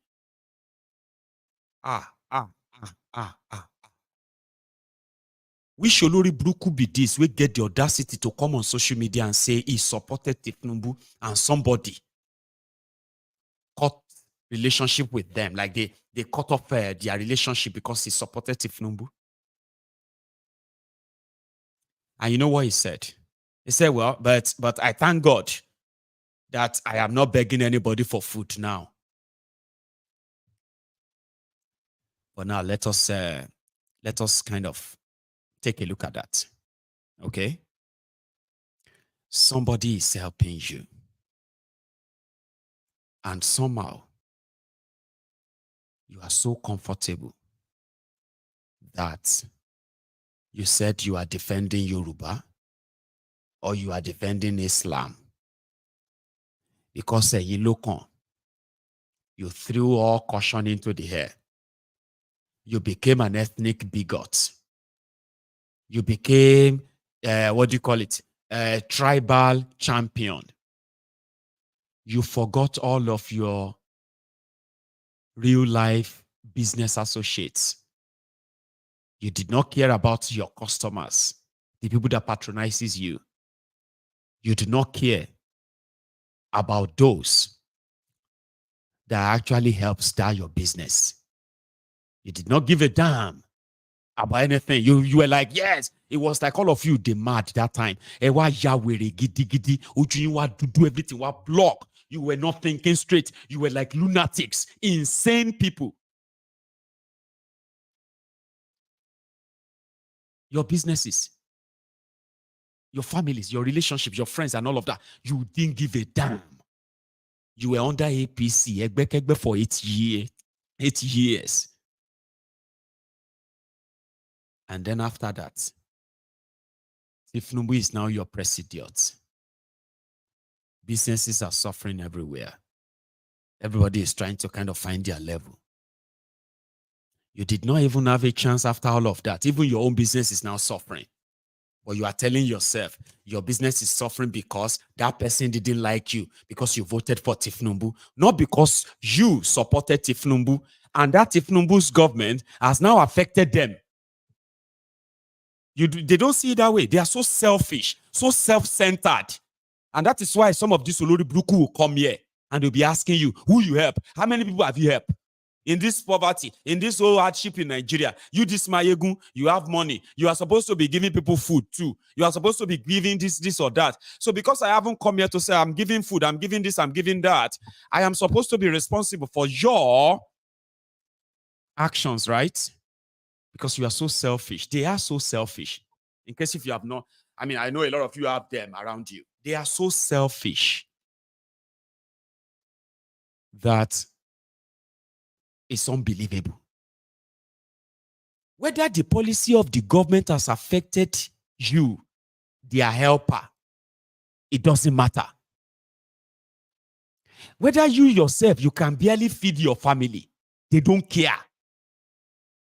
To them, oh, it's because I supported Tinubu.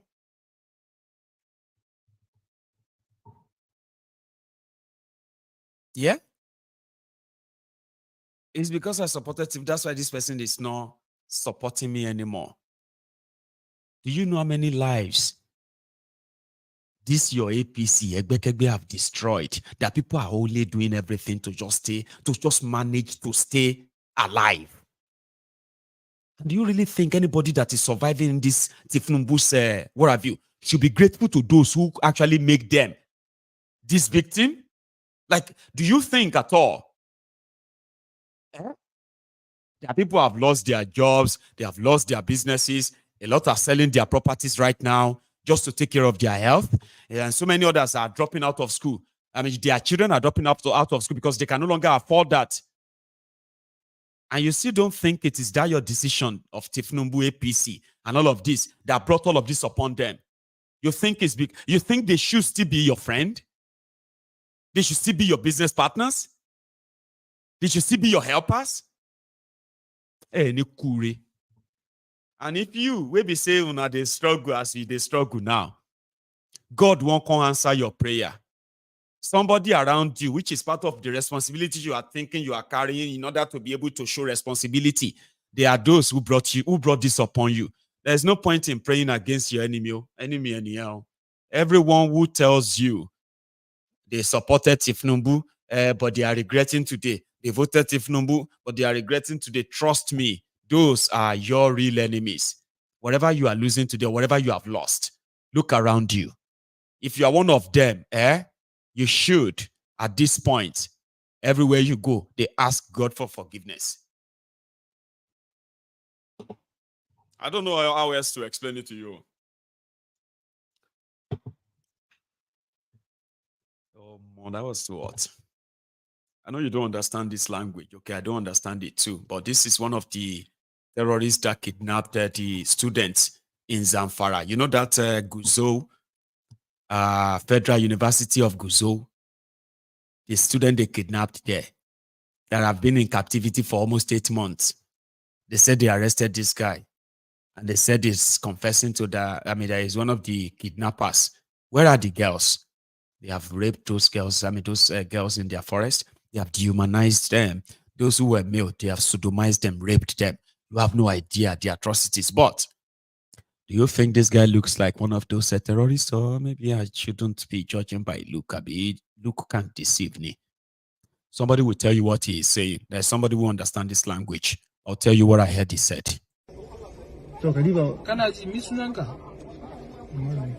buɗe baki man da Umaru da Umaru wa mi sunan babanka Abubakar wani gari kake Kuraji kai min bayanin yadda kun kai hulɗa yan makaranta to wallahi yan makarantar nan oga ni dai an ka ɗauki yan makarantar nan da an ka ɗauke su ya kun ka ɗauke su da an ka ɗauke su daba malam tukur daba malam tukur da dogon gidi kai wace daba kake niya ni ta malam tukur shi aka callanka da rabawa kuma to ita ta ɗaya gare mu ban da malam tukur sai wani ka challa kuma an ka hada da shi an ka ɗauki yan makaranta ta dogon gidi da ta dogon gidi ku nawa kun ka zo daga rabar ku mu hudu na ku hudu a'a hudu hadu mu biyar da malam tukur har da malam tukur din ya zo dan gogo shehu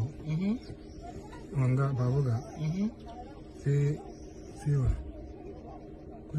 sai to sai ni sai kai to a hudu kan faɗa mai sura guda hudu na hudu ta shige kuma sai sai yaro guda ne dan ya kwanta min suna to sai an wace daba kuma to sai ta dogo gaskiya su ban gane ko nawa su nawa sun ka zo wallahi ban gane ko nawa tunda yawa akalla sun kai nawa gaskiya sai sun kai 40 da wani kai sai sun kai ma 100 gaskiya da sun ka to da kun ka zo yawa kuka doka a makarantar wace makaranta ce kun ka do mutane nan ta jami'a ta Gusau mata maza kun ka doka ko mata na kun ka doka mata akalla sun kai suna sun kai sha wani abu 12 ko 13 to ya an kai wasu sun ka gudu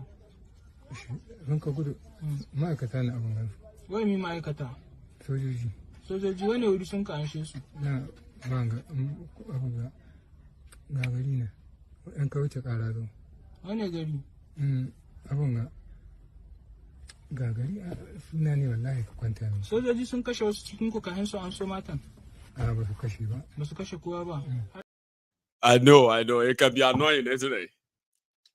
When you can't understand that you can only pick few things from what he's saying. Anyway, he said that the ransom paid, that there were about 4 of them who shared the money collected as ransom after kidnapping those school students from their schools and all of that stuff. They said they're on their way to their school and they got kidnapped. That's more, he said. But there's no point in having you sit down there and be like that. I don't understand what he's saying. Because me too, I don't understand. But now the interpretation, I crammed it. But somehow I don't think I even applied it very well. So let me manage them like that, okay? Goku, I've told you this, okay? What we see is what we talk about.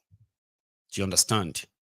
So if you want to talk about their finance in Abia, Alex Sotti's finance, all right, then we can talk about that when we are talking about finance. The conversation around what is being done and their prospect, as well as their projection of what they plan to do and why you can connect or link that to what is happening to them now was the conversation. You shouldn't have even come here to come and talk about social media as if to say you also have the details of the 20 all everything is done in Abia is 20 billion. Like, come on, man. Now stop it. Or I will have somebody take you out of there. If you are distracting my viewers, okay, you can watch or you will still be able to watch, but you won't be able to disturb them anymore. Okay. At this point, if you continue to kind of create that distraction within the comment space, right, you will be stopped. Do you understand? And you know the line that people usually say to me, they will say, and so now you they feed me, or watching you is like you they feed me because I they watch you. Oh, Benny, don't they tell me something? I want you to say that. All right. And yeah, we can help you out of here. We just, you know what I mean? Anyway, the guy, which I don't really think it is what they said it is. Since I don't understand the language, I just listen to what people said. So I'll leave it at that. You understand? So with this is where I'm going to wrap it up before we start taking calls, okay? So Kalu yesterday told the Qataris that, listen, come and invest in Nigeria, please. Because right? If anybody asks you for bribe, you can come and talk to me. I don't know if he gave them his number. And that got a lot of people to say, it's not different from the fantastically corrupt yes that Bukwari agreed to in London back then, right? If the president of your country says, if anybody asks you for bribe, come and report to me.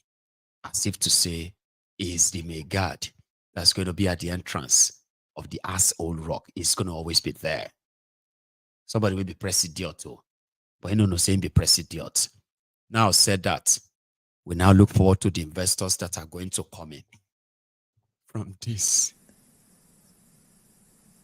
The point of contact. Don't overbribe. And if it's taken from you, revert to us. Don't give.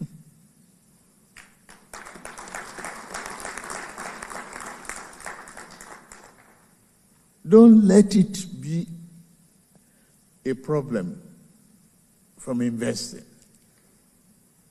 Nigeria is serious about the revolution and evolution in business promotion that we have. We are going to remove all obstacles. We have done so much within 9 months. And I'm assuring you, it's easy. Free in, free out. Bring your investment. Whenever you are ready to go, your money is free to go out. I give you that assurance.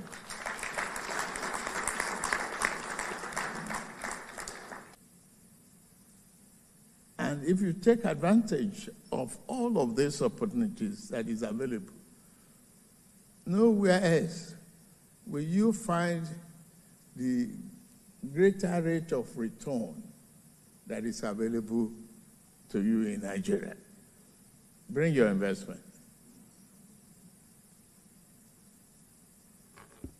You are free of the burden of double taxation. Let's work together. I, as the president, am assuring you that your investment will be safe and you are free in and willing out whenever. Nuisance Lele. Nuisance Lele. If you are an investor and you see that clown talking about in and out. Bring your investment. Meanwhile, when you read the news, international airlines are they still have their $10 billion trapped in Nigeria bank because Nigeria no get Nigeria no get dollar. Will you take your money there? And he kept saying, it's safe. It's safe from double taxation. She kò nuisance ni call you like that. She mo koton pe double taxation ni. What you have in Nigeria is 1 million. No, double call, not quadruple, not quintuple. What I go to? Do you have something like sextuple? Sextuple is times 6, be 6 plates in here. We'll live on like that, anyway, but you know what I mean. They go collect and collect and collect, meaning then go ask those who are packing their loads and leaving. It doesn't even talk like somebody you can say is a president of a country with some interesting, intelligent, advisors around him. They just told him, Baba, once we get inside, okay, and they ask you, you just tell them that they should come and invest in Nigeria. Bring your Tinubu go steal your investment, too. If you bring anything, if you take anything to Nigeria, investor, look at me very well. If your stuff became more, by any chance, lucrative, they go steal them from you. Now, what thing they do be that too? The Egyptians that went to the same Qatar, they got a deal of over $35 billion. They were not like beggarly like that, where some idiot are there to clap for him. You will not get double taxation. But the businesses in Nigeria are getting quadruple taxation, Abi. Are they not? All of them will get business for Nigeria. Talk to me. How many taxes are they collecting from you? How many of them is going to the pocket of the government? How many? The world knows better. If you have something to offer the world, you do not go to them and say, come to my country. No, they will come to your country first. They will say, sorry, we are receiving invitation from. Because now businesses, listen to me, investors in different countries, if they know that there is opportunity in your country, they will start pressurizing their politicians to look at your direction. But Nigerians, your criminal leaders sometimes believes that now all of them are they dumb, unfortunately. Investors don't need your president. Did you see American president going to every country and say, come and invest in America? Begging them. No. Now the American businesses go say, Joe Biden, you must go to Nigeria. There are some things we are pushing in Nigeria. There's so much opportunity there right now. Our businesses are focusing on Nigeria and a few other African countries. And we need you to tour Africa so that you can meet all their presidents and tell them to be nice to us, American businesses. Maybe your president will go there, they beg for investors. Some of you no get sense. Every time you think they are doing this to get you investors, they are just using this to launder your money and waste the rest. You don't beg investors in different countries. They are busy with their own stuff. Now, countries go come, they be nice to you because they won't take something from you. Their businesses, they are already interested in Nigeria. They will begin to pressure their government. Their government should talk to you. Please talk to. If you not talk to you, they will take their money, put it on another candidate that will form government in their country. That country can now go and talk to your country so that their businesses can come into your country. Maybe you go, they go everywhere, say they find investors. But a lot of times they'll tell you that they go look for investors. But who can come now? Foreign direct investment to Nigeria, FDI, has been depleted, dwindling for the past 8 years. Go and check the record now. Nobody wants to invest in that place. Why are you all pretending? Why are you pretending? All of them talk say you go school. Those of you who talk say you go school. You are still defending this nonsense when you should be telling yourselves the truth. He's looking for investor, my yansh. Investor call. In debt or ni. looking for investor in Nigeria, looking for no, that's not how it's done. You open up your country, you tell them, chance, wow, anybody will want come, Chinese, Russians, English, America, all of you are welcome. Now them now their business people go, they pressure their government to come to your country. Some of them will even abandon their government. They will fly down to your country to go and meet people and say, we want to do this, we want to do that. Who is doing that in Nigeria now? Now those who won't borrow you money. Anyway, I'll leave them at that so that I can take calls tonight, okay? I want to take calls tonight, okay? Goku, if you are still there, the number to call is on your screen, okay? Pick up your phone and call in. Come and tell us what we don't know. That's what this platform is all about. Don't come around and think you can push a narrative that will tell us that what we see is not what we see. Don't do that here, okay? Because this is a platform that you can say is not a gossip platform. When things are said, there are other things that, that are presented to back that up. If you have something that you can share with us, pick up your phone and call in, right? I won't go drink tea. I'll be back in a minute. Don't go anywhere. And if you have to, like the broadcast before you go, okay? I will be back in a minute or two.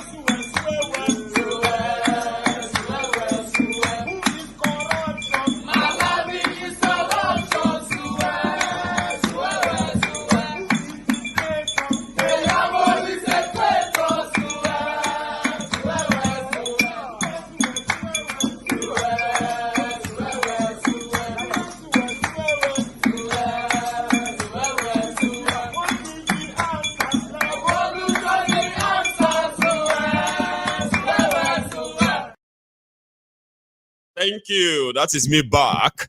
And I do have a caller. And also, before my caller comes on, I do have a request, please. If you are a member of this temple, somebody who really, really feels like this is like a family, right? And you live in India, and you could find a place for a brother, right, to get something or have something doing, like, a job, an assist, or whatever it is. I don't know how it is over there. I do have a brother that would be so, so grateful if he can actually get something like a job. Please. It's so important. If you can be of help, please reach out to me. I'll link you guys together and pray that it works out, okay? I have a brother who is in desperate need of something doing because something just happened. And this is a brother that I personally would not see go astray. I know what life can be like or what life can do to us. And it happens so fast sometimes. Call this as or see this as an appeal from myself and treat it with importance. If you will be able to help, I will be indebted to you. And I mean it. Here is my first caller on the line. Hello there. Sakpa Maleku. Alekun Shakpa. How are you? Correct. Now you remember, my guy. That's what I said. I said if I manage to get one true emperor on tonight, definitely it's going to get me back into it, and I think I just did. A lot of people don't like you now. They say you are too blunt. You don't like, like I'm like, well, everybody has a reputation. You are not here to be loved or liked. You just want them to be, right? Look, Maiyegun, let us teach our audience this greeting. Sakma Maleku. Wa alaikum shakba. Good. That is the official greeting of the Temple of the Truth. To remind the bad idiots that we want them that Sakma is coming. And they refuse to listen. So I don't care whether people like me or not, I will tell you the truth. And they say the truth hurts, but it shall set you free. And I'm here to give some truth today. And I want to go straight to the point because I'm remember busy. This is evening. So I want to, it's not like us and it's evening. It's always time. Yeah, exactly. Remember, right? So I'll leave you to it. Yeah, I remember. So yeah. So I'm going to go straight to the point. So let us start with Shettima telling people to criticize them responsibly. Is he mad? It must be. Because the younger way to fire people, I don't think the younger is firing people responsibly or maturely. Honestly. And I don't think Nigerians are even hungry enough for them to even react to what Shettima said. Because if Nigerians are really hungry, and Shettima, they talk that nonsense. They suppose go in your house. Don't go loot in your house. If Nigeria gets sense. So he wants people to criticize him responsibly. He wants people to give them advice. When girls are being kidnapped and raped, when men are being sodomized, where people are hungry, where people are losing their business. Yes. Maiyegun, you see, these people are very foolish. As in, foolishness is in their blood system. And look at what's the name of that idiot, Sonwoeku. He's saying Lagosians should be paying rent monthly. Did you see that report? I saw it. You see that policy? Still working on it, so to make sure that people are paying rent monthly. Yeah. Maiyegun, do these people understand the concept of GDP, the concept of standard of living, the metrics that is involved? Are these people trying to compare America and Nigeria without doing the right thing, without first not being productive? They think they can. You can see, Michael, you can see these fools are trying to put the cart before the horse. You can see that these fools are trying to drive a car without an engine. And yet, idiotic Nigerians will say we are the enemies. Maiyegun, once again, Sakpa Maleku. Wow, Lekun Sakpa, brother, Jomon. Good. Let me move to the next point. Let me move to the next point. I have 1 point. Sorry, you said? I have one more point. Okay. One more point before I go. Fast. Yeah, go on. Yeah, this is my last point. You know, you were talking about this guy, this smuggler, the Dende. Yes, so I did. And maybe people are I saw people in the chat surprised as to how the Nigerian media is, giving him good praises. And people forgotten exactly. People were surprised. But have people forgotten that it is this same Nigerian media that invited Hamas leader to speak in Nigerian media? Help me remind them. You see, Maiyegun, do you see how people forget things so easily? And Maiyegun, Nigerians are not even ashamed that Ukraine, a war-torn country, fight war for 2 years with Russia, fighting war with Russia. Okay. One of the world power, and they are still giving Nigeria food. That's Nigeria food. Nigeria don't spoil. And Nigerians will still say they are the giant of Africa. No, it's Maiyegun, Sakpa Maleku. Wa alaikum shakpa. My brother, take it easy. Have a good day. Bye. One true emperor now. One true emperor. Everybody have their own person. Everyone has their own personality, and I love all of you for it. Don't be apologetic for who you are, because I am not. Okay. Do not do anything because you wanted to be liked or not. Otherwise, okay, just do your thing. I love all of you for it. Here is my another caller. Hello. Hello, Maiyegun. Hello, sir. Good evening. How are you? Good evening. Good evening. The general yes, on sir. top. How are you, Baba? I'm fine. This is Bright. I'm calling from Italy. This is my second time of calling to your program. Right. My dear brother, Brighto, sir. Thank you so much for making it tonight. Yeah. I was trying so hard this afternoon. I couldn't get you. You know, all of that will be better now. You see, a lot of you, if you don't get me in the afternoon, you'll get me in the evening now because we will have more of such programs. And I'm glad that you could get me tonight because it's even more important tonight. Don't you think? Yeah. Thank you so much for your time and your awareness that you bring into every one of us. Thanks, Baba. Firstly, there is something.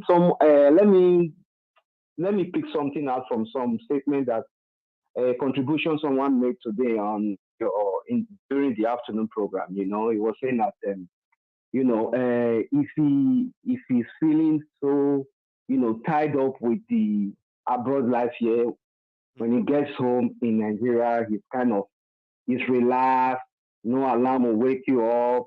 You know, everything is easy back home. You know, I couldn't call to contribute. Yeah, somebody did say that. Yeah, somebody said that. But you know why? Do you know why sometimes we feel like that? That when you get home, everything is okay for you compared to what you feel abroad like that.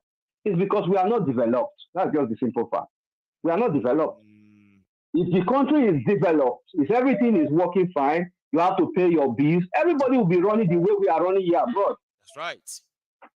That is right. Do you understand? So everybody will be running. Nobody will stay in the church from Monday to Sunday. Everybody will know that they have one or two things to do. You understand? So I wanted to say that. Then there is another thing that I was trying to also, on my own, I was trying to find out. Ever since Tinubu came to power, everybody has been saying, where is Buhari? Why is this man not bringing Buhari to book? What is happening? This, that. So I was, trying to do my own research. Then I now understand that, that Jonathan made one statement that when he was coming during that election between him and Buhari, that the United States here, that they were kind of ready to make sure he didn't get to power because they were supporting Buhari. Jonathan now. I mean, a lot of people forget things, right? I remember events, and I will continue to remind everybody because people should remember. All right. John Kerry was sent to Nigeria, and it was at the height of, say, the Chibok girls have been kidnapped. America specifically told Jonathan that it will be held responsible for whatever goes wrong in Nigeria during the election, because Jonathan postponed the election, if you remember, and that thrown majority them off. John Kerry met with the Northern Emir Sultan. They had a closed door meeting. Jonathan didn't know what they discussed till tomorrow. He didn't know. Exactly.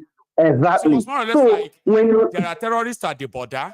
Jonathan knew these Fulani terrorists, they were at the border then, waiting to pound on Nigeria.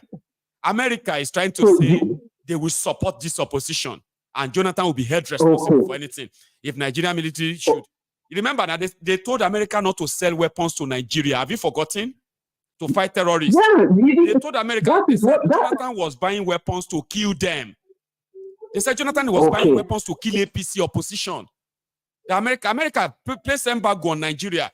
Jonathan went to South Africa to buy weapons. They arrested the plane that was going there to go and discuss that. Have you forgotten? You know what I'm trying to conspiracy then. Jonathan just had to escape out. But go on. Maiyegun, do you know what I'm trying to pick out from those ends? You see, when Buhari came in, even with what happened during ENSA, all these human rights violations that happened, people were, putting on our life and everything. They looked away. Nobody took this man to the international court. Obama did video about Nigeria. He told Nigerians, he said, you know, remember that where they said the task of something Nigeria is a task that must be done. Barack Obama, sitting president of America, and his wife, they did video. That is Maiyegun, that is one of the reasons why Tinubu cannot do anything to Buhari. How can you, somebody that the United States supported his government, then tomorrow you want to go and bring such a person to book? How will you do that? No. And when he himself, that is why the issue of Chicago was thrown to the dog. Because these people are there. And that is the reason why Nnamdi Kanu is going to take a long time before it's out. Because let me give you another instance. Sure. If Nnamdi Kanu should be released today, look at what is happening with you know that the South is now in BRICS with South Africa and Russia. They are in BRICS. Only Nigeria that is one of the oil producing countries in the world that is not yet in BRICS.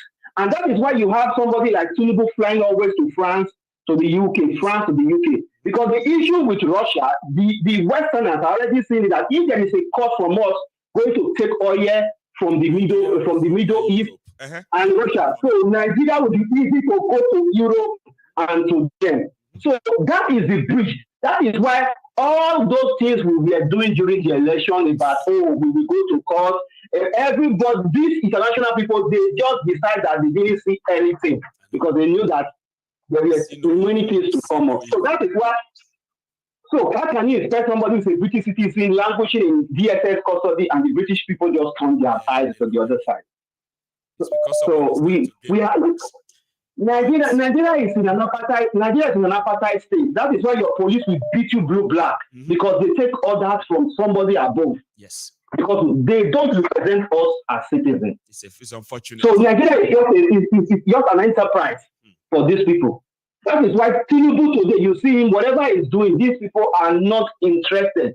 And the statement he made in Qatar saying, no, if anybody should come and they want to take bribe from you, let me know. Because these people know, if you go to the World Index, Nigeria as of today is the 28th most corrupt country in the world. Go and look at it for yourself. I know.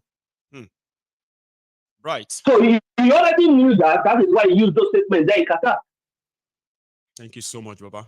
We have a long way to go, Baba. Again, right? Thank you so much. Thank you so much. So well. I love this. Yeah, you have a wonderful one, Baba. Thank you so much. Here is another caller. Here, hello. Hello, MG. Yes, sir. How are you? I greet you, my brother. Good morning from here. Is it morning there? Yeah, it's morning here. It's 3:45 a.m. in the morning, India. Jesus Christ, guys, una. I don't know how to describe it. Una love Maiyegun that much that you have to stay up from 1 a.m. I think or 2 a.m. 1:30. You start your program by 1:35 exactly. 1:35 exactly on the dot. So I always wait for you. Me till 3:45 a.m. Baba. See, yeah, you close 4:30, 4:30. Than't you. No problem. That's something. That's no problem. Baba, I'm gonna be honest. So that's some level of love that words can't describe. And you see, personally, I kind of feel like, man, do I really have that much value for somebody like, for you guys? But I know I do, and I appreciate it. Okay, I do appreciate every minute spent. So thank you, my brother. So much. You do. You have more. You have more value. Well, I didn't have much to say, but I actually wanted to say something about. You said something about having one of yours in India. Is he in India or he is planning to come to India? If he is planning to come to India, yeah, he's been in India for a while. He lives there. He works there as well, right? But things seem to be, like usual now, shit happens, right? So now he kind of reached out. And I kind of always respect people. We men, we don't usually ask for help. Sure you get. However, when we really ask for help, I feel like it's a cry for help kind of. So I'm like, I don't know how to go about it, but we'll talk to people. And that's why I had to share that today. Okay, yeah, he's in India. It's got all it takes to be in there. You know what I mean? He just needs to have something doing, you know, like from what he lost.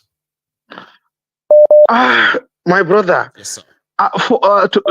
To be frank, there is nothing anyone is actually doing in India. We that are here coping, we know how we are coping. You understand? There is no actually like office work. Yes. But if where specifically is he in India? Are you okay with discussing this on air now? Yeah, he's probably New Delhi too. He is watching. I can guarantee that. I'm in New Delhi. New Delhi. So I don't know specifically wherever he is. So don't worry. What I'm gonna do is this, right? This is what I'm gonna do. I am going to master that your number, the one that ends in with 4759. Okay. I am gonna master that, and I will send you a personal message after this broadcast. All right. Now, when you see that message, from that, I will link you two together and you can have a chat. Because I personally believe that except brothers come together and say, let's see what we can actually, what can you do? You know, most of the time they will say, what can you do? Tell me what you can do. And let's see what I can do. So, you know what I mean? Like, if somebody says, I need your help, you ask him, what can you really do? Tell me what you can do. Then we see what we can come through, right? That's exactly what I expect to happen. Yes, every help is going to be appreciated. Seriously. Thank you. Okay, then I'll be waiting for your message and call. I will help as a brother. There's no problem. God bless you. While you are here, give me a sec. I want to see if if I can possibly actually send a message here. Okay, I think I can. I will reach out to you, sir. Okay, thanks. All right. That's no problem. Thank you. Take care of yourself. Thank you. Yes, take care of yourself. You have a good one. Okay, that's a good one. Give me a circle because I don't want to miss it. I've got thousands of callers and numbers that ordinarily it's going to be like a battle for me to be able to indeed give this a follow-up, and I really need this. I really need to use this. So yeah, thank you. Let me take another one. So I will follow that up here. Hello. Good afternoon for me, Maiyegun. Good afternoon to you, sir. How are you, Baba? Thank you. I'm fine. And you? I'm here, surviving, Baba. Thank you. Yeah. Maiyegun, this guy that called from India, I love the observation. I really want to say it. I called in the morning. I called the program in the morning, and he now brought something to my mind. I was in Germany before, and then I came to US, and in Germany your program starts around 9 o'clock, and in US you start around 15 o'clock. So nobody's missing it. So that's a love for me. Super love, you watch it every time. See the time difference alone. Yeah. When I consider where people actually have to plug in, as far as Australia, Qatar, and all these places, they are like in the morning. All of you in the US, right? Majority of my broadcasts, in fact, all of my broadcasts in the evening always happen to be the time majority of you are at work, or you are having a little break to say, okay, I'm going to listen to it. So, but people still plug in even while they are at work, and I'm like, nobody miss your program. I met one guy here. I was thinking that I'm a super fan. I met one guy here from Edo State, Fred. Hey, this guy is it's like cocaine. It's like cocaine. Oh my God, I'm telling you. I appreciate every bit of it, and that is why sometimes it does get a little bit emotional. I have to be honest. I mean, I'll be strong guy. We say strong man. But some level, I've been shown love, right? You're too much, Maiyegun. You know what I mean? You're too much. If you want a textbook definition of somebody who has really benefited from what you can call grace from people, ordinarily, you will never see them on YouTube. They don't have that time. But here they are. Yeah. They do have my own time. And you see that time that you have for me is more than money or any other thing. I mean, I do appreciate that. No joke. Can I say something? You're doing a lot. Like in abroad, there's people they've not been to Nigeria for years.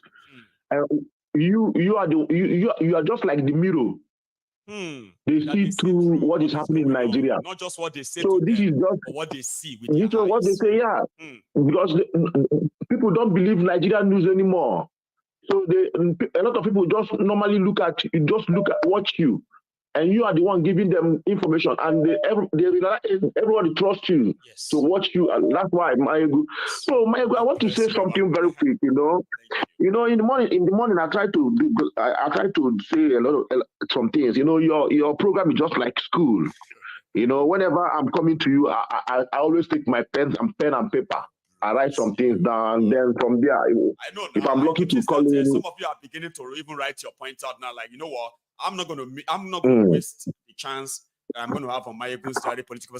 A lot of people are going to be listening. So therefore, I want my point out. And I love that for all of you, honestly. Yeah. Really, that's what I do. And based on IB Dende, I have like 4 points here, Based on ID Dende, I'm not even seeing the IB Dende action. What I saw there is like for us to know how deep corruption has eaten our security and uniform men. This is just custom. They deal with food and other things, smugglers, But can you just take a picture of this? What happened to that custom officer? I heard that the man is a senior superintendent of custom. That means when you are nobody and you don't know any. Go on, please. Yes, if you are nobody and you don't know anybody, if that man catches you with a car that's not well cleared from the wharf, he can seize that car and destroy that car in front of you without nobody asking him why.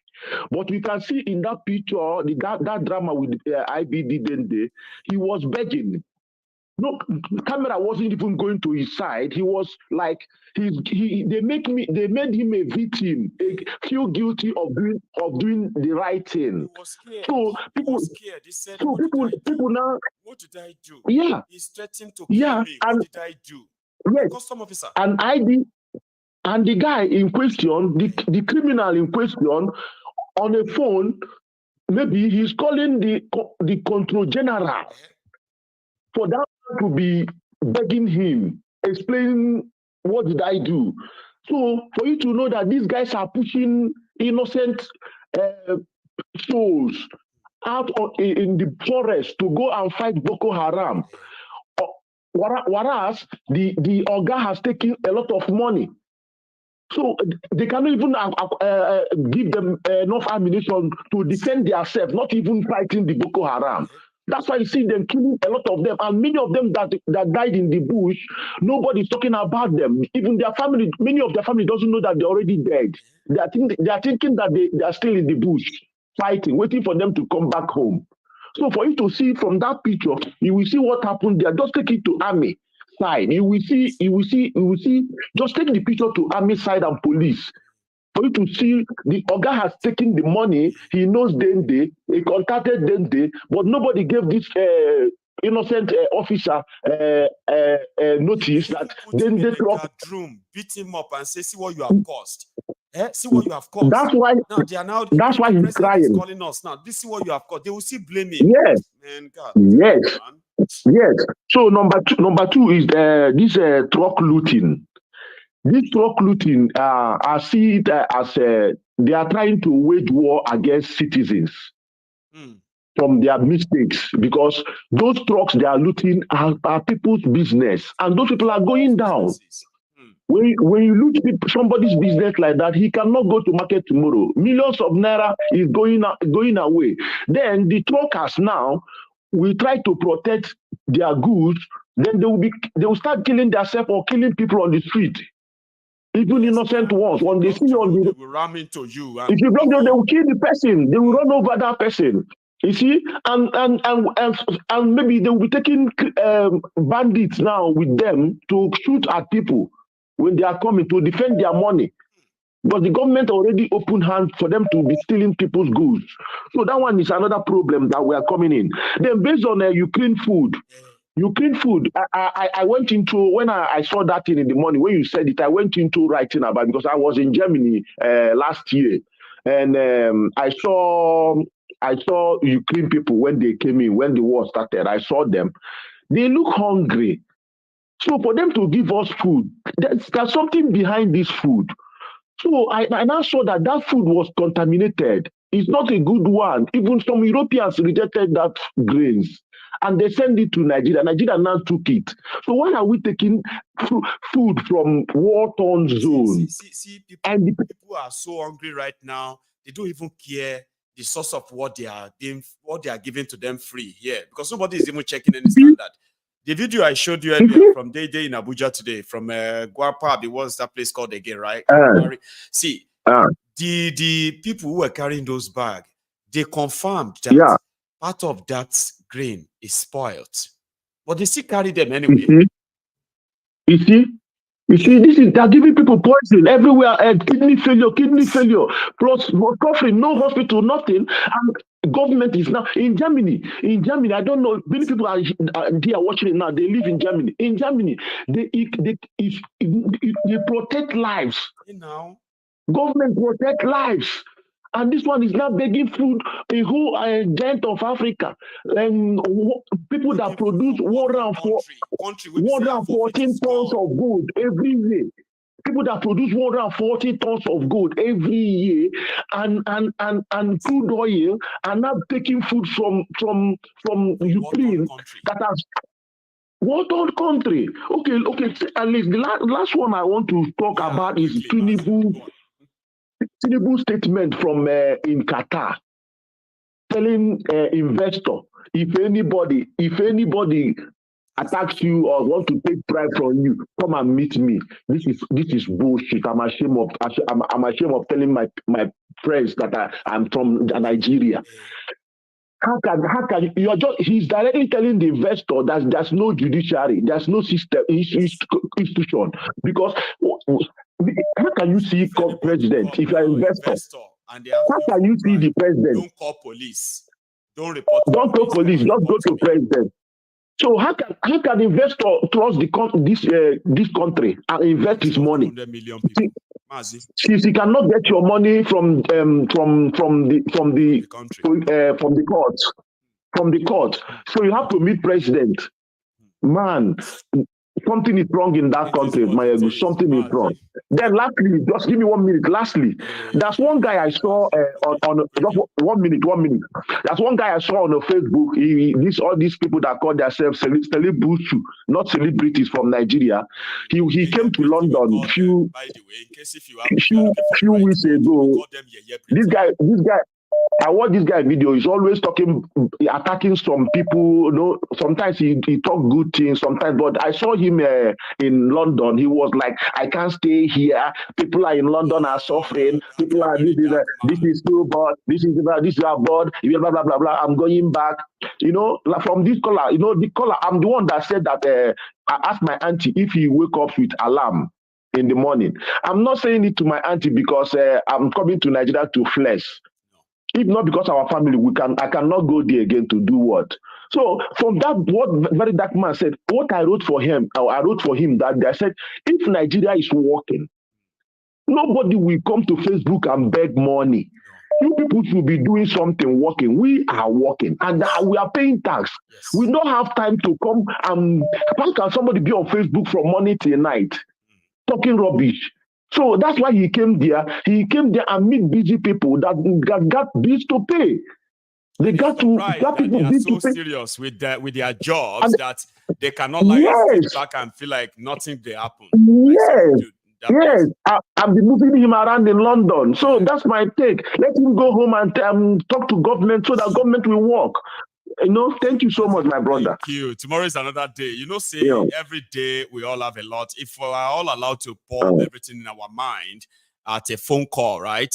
We probably will only have one person. So what would they share? I'm like that, okay? Tomorrow is another day. Mazi, you have a wonderful, week and enjoy the rest of the day too, okay? So here I have another caller, Brevard. Here, if you are still watching me, Yes, sir. Yes, sir. One moment. Oh, I'm asking everyone who is still here with me that please, if you are still watching, right, please take a moment. How about can you have over 2,000 of us earlier, and then we are unable to actually get 1,000 of us to indeed like the broadcast.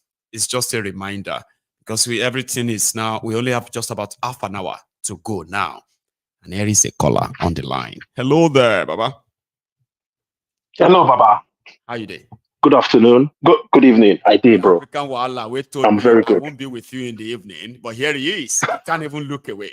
Look at yourself. When you told me this afternoon, I just had a small opportunity. Said, oh, I won't be around in the evening, okay? Because I've got this, a business meeting and all of that. I said, right, you will still listen. But I didn't know you are able to hold it, that you still have to call in. Let's do it quickly. In fact, yes, sir. Thank you. Yes, Thank you, my brother Maiyegun. Shout out to the Temple of Truth. Please click on the like button. Please click on that like button quickly. Let's bring it up above 1,000 likes. Maiyegun General, yes, thank you for your platform. Thanks, Baba. And thank you for giving people like me an opportunity to talk to thousands of people. And that includes journalists. Baba, because we all built this place. Let's all be very, very generous, right? When we are sharing the accolades. This is ours. And there's a reason why we seem to all be connected differently from other platforms, okay, where you just go in and go out. You guys are building bonds. That's not really a regular thing, right? So we build this place. No. We make it comfortable for ourselves. We feel safe here. And I'm glad and I'm happy to have you as my friends too. So the African Wahala, shoot. Thank you. Thank you so much, Maiyegun. Thank you. I wanted to use this opportunity to talk to the journalists in Nigeria because they listen to the show as well. Please, you guys need to do a better job in being ethical journalists. It doesn't make sense for you to be calling hungry, defenseless people hooligans. You can't use the word hooligan on hungry people that are taking food stuff that belongs to them. Okay, from warehouses that the government prevented them from. Listen, the government had foodstuff in the warehouses for 3 years, 4 years. Heat, humidity, a lot of these foodstuffs started rotting. They were rotting away, becoming garbage. Years later, after the country had been destroyed by criminal politicians, the people became hungry and they started looting warehouses. And a lot of those warehouses have rotten food. Then you journalists, specifically Arise News. By the way, I like Arise News. Shout out to those guys there. No shout out to Ruben Abatido, but shout out to Ojirika Okwe and Rufai. No shout out to Ruben Abati. Once again. How you they distribute? You be like person we get, we get the candy and call the kids and said, "Good morning to you. Good morning to you. Very good morning to you. Amazing morning to you." And then one child is there. And he said, he said, "Go and collect your own good morning from APC. Come over here." Everybody. So you want about to share in your kudos to you. Kudos to in my salutations. Yeah? Yeah. Okay. No kudos to Abati. Abati. I don't want to be too harsh with my words anymore. But I have nothing but negative things to say about Abati. Now, Ojirika Okwe, you call these people hooligans. That's wrong. Please don't call them hooligans anymore. Just because the head of the police called them hooligans in his press statements, that doesn't make them hooligans. You need to always remember that the police is corrupt. Okay? The politicians that you invite to your program all the time, you sit them down, you serve them coffee, tea, you're having nice, pleasant conversations with criminal politicians that destroy the country. You've never called them hooligans to their faces. Then why are you calling poor people hooligans? Stop doing that, please. Otherwise, you're going to be a part of the problem.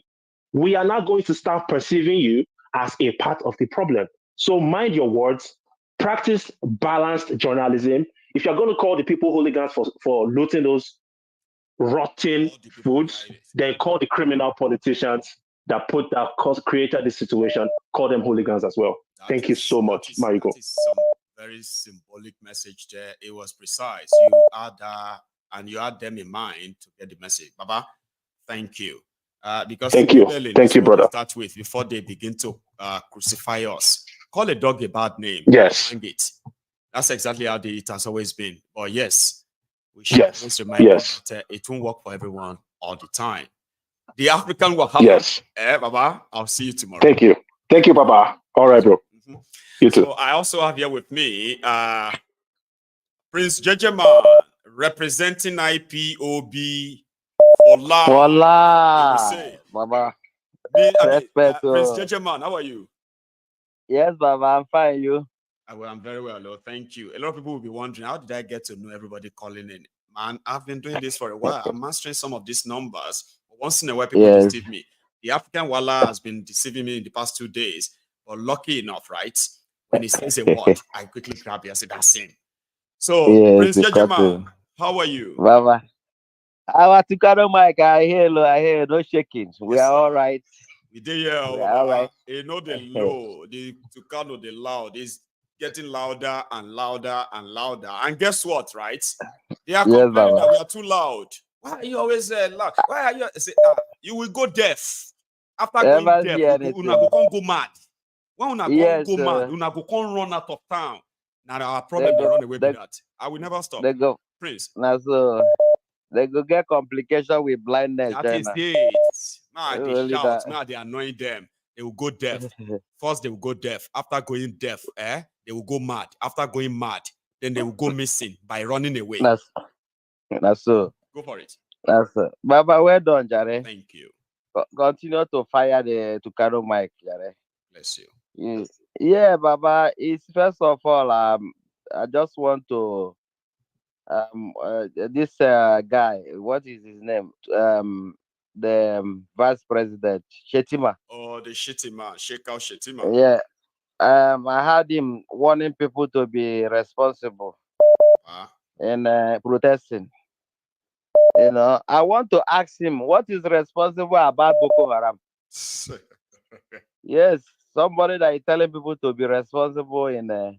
It's just like people, you know, during Buhari time, you know, they were shouting hate speech. And now you remember. But they were sponsoring this Boko Haram with hate action and hate men, killing people with hate action. Hate action and hate speech, which one is more grievous? Baba? You see, now you don't forget. They just say all those things to make us feel like we are the bad ones for complaining that we are being killed unjustly. And these killers, right, are untouchable. Shut up your mouth. Are you the only one being killed? Please don't destroy this country. Let us just pray that God will change the mind of all this terror. Or God will come and fight for us and defend us. Me should join you to pray to God to come and save me from terrorists that I see. And the state government that is covering them up. I will go fight too. Baba, to be honest with you, they are living in fear. You know, they have living in bondage. These people, they are living in fear every day. You understand? You know, the Jaga Bandit, he stole it, he ran away with it, he escaped with it. Snatch it and ran away with it, only for it to not be able to like. So, and this kind of stealing is very obvious that everybody is aware that he's a thief. So every time his mind will be cutting. That is where he is. The other day he was telling NLC that they are not the only voice. All this word that they are saying is just to, you know, console their fear. Make themselves fears. And Baba, I'm telling you, it's every day they will say, okay, military takeover. They are always afraid. They are not sleeping with 2 eyes closed. You know, because they stole what they are enjoying. And it will never be well with them. That they will get caught or get punished for it. And every now and then they needed this reassurance that they are still in power. That's why I always remind himself, like, say, as president, I am the president of the Federal Republic of Nigeria. Say, you know, any day when I look out for television, I wonder, say, what he hit Nigeria? So, you know, what kind of accidents Nigeria is inside? You get what I'm saying? I deal with you. Baba, To conclude my own contribution tonight, you see, this governor, LP governor, Alex you know, I like to call him LP so that he get a pepper APC and PDP. What do you have to say? You know, you see the guy. They are trying to gaslight him. They are threatening. They are going to cut the gas that they gave to him. Like That's what if people say too much all the time, Alex, every time, Alex, wait till him to say, okay, cut the gas, Joe. If they don't get gas and electricity don't go. The same people where Intel saying we'll go give them 24 hours of electricity. Now then go first day. But the guy seems to be above that by now. They said they have actually like been above that. Because well, anyway, saboteurs. You know, Baba, my own observation and contribution about it is this. I know, and we know that the gas, you know, that they gave to him to power this electricity is to cool the temper in Southeast for us not to talk about Biafra again, so that we'll be celebrating they are wrong. I have no idea that all this. Well, anyway, please go on. You see, the unfortunate thing is that these people don't know the vision we have about Biafra. Dubai is not even beautiful. The vision we have about Biafra, that is one thing that they don't know. You get what I'm saying? So even if there is power in the whole eastern Nigeria, there's a real way that is compensation of Nigeria. The seaport that is compensation of Nigeria. It can never be like a Biafra that we with our own blueprint. Let them know that, so that anything they want to do, let them they do, because it's Biafra for us and Biafra. There's no other way. After Biafra, with Nigeria, what do you want? Biafra. Baba, Nigeria is gone. You understand? There is no menquatarism in a broken bottle. No. Okay? And I want to warn this guy. There's a guy that just called in between the callers. Right. I want to warn him. He made a statement. He always use that statement. He said that now the Canada is the reason why they will hold him for a long time. That guy, if they send him to come and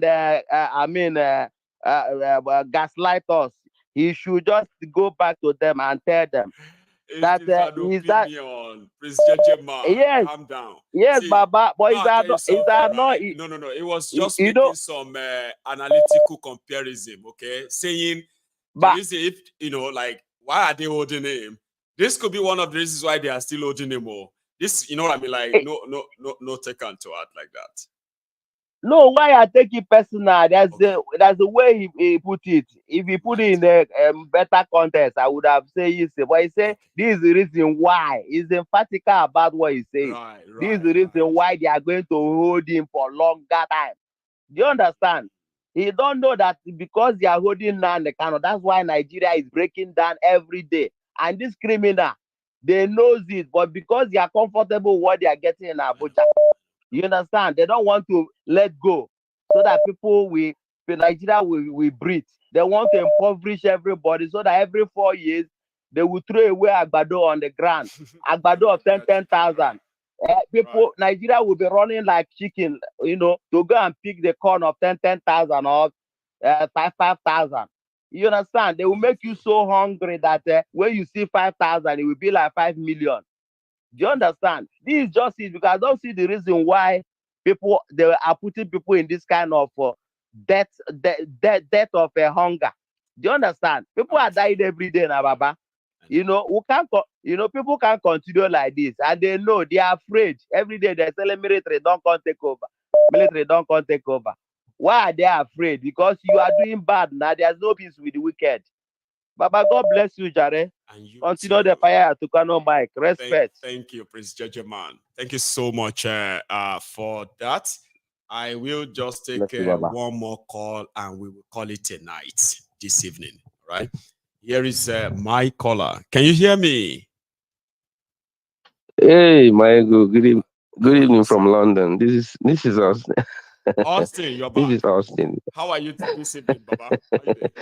I'm good. I'm good. I was enjoying your show, man. You know, people come around I and pour listen. out their mind, right? And sometimes when I get to hear what people have in their mind and in their head and all that, I'm like, aye. So people, they are meaner than myself. Or sometimes people think I'm the one who has a bad mouth. Sometimes you need to listen to all these callers too. Their own is a different level. I'm glad you are also here tonight Of too, course. Austin.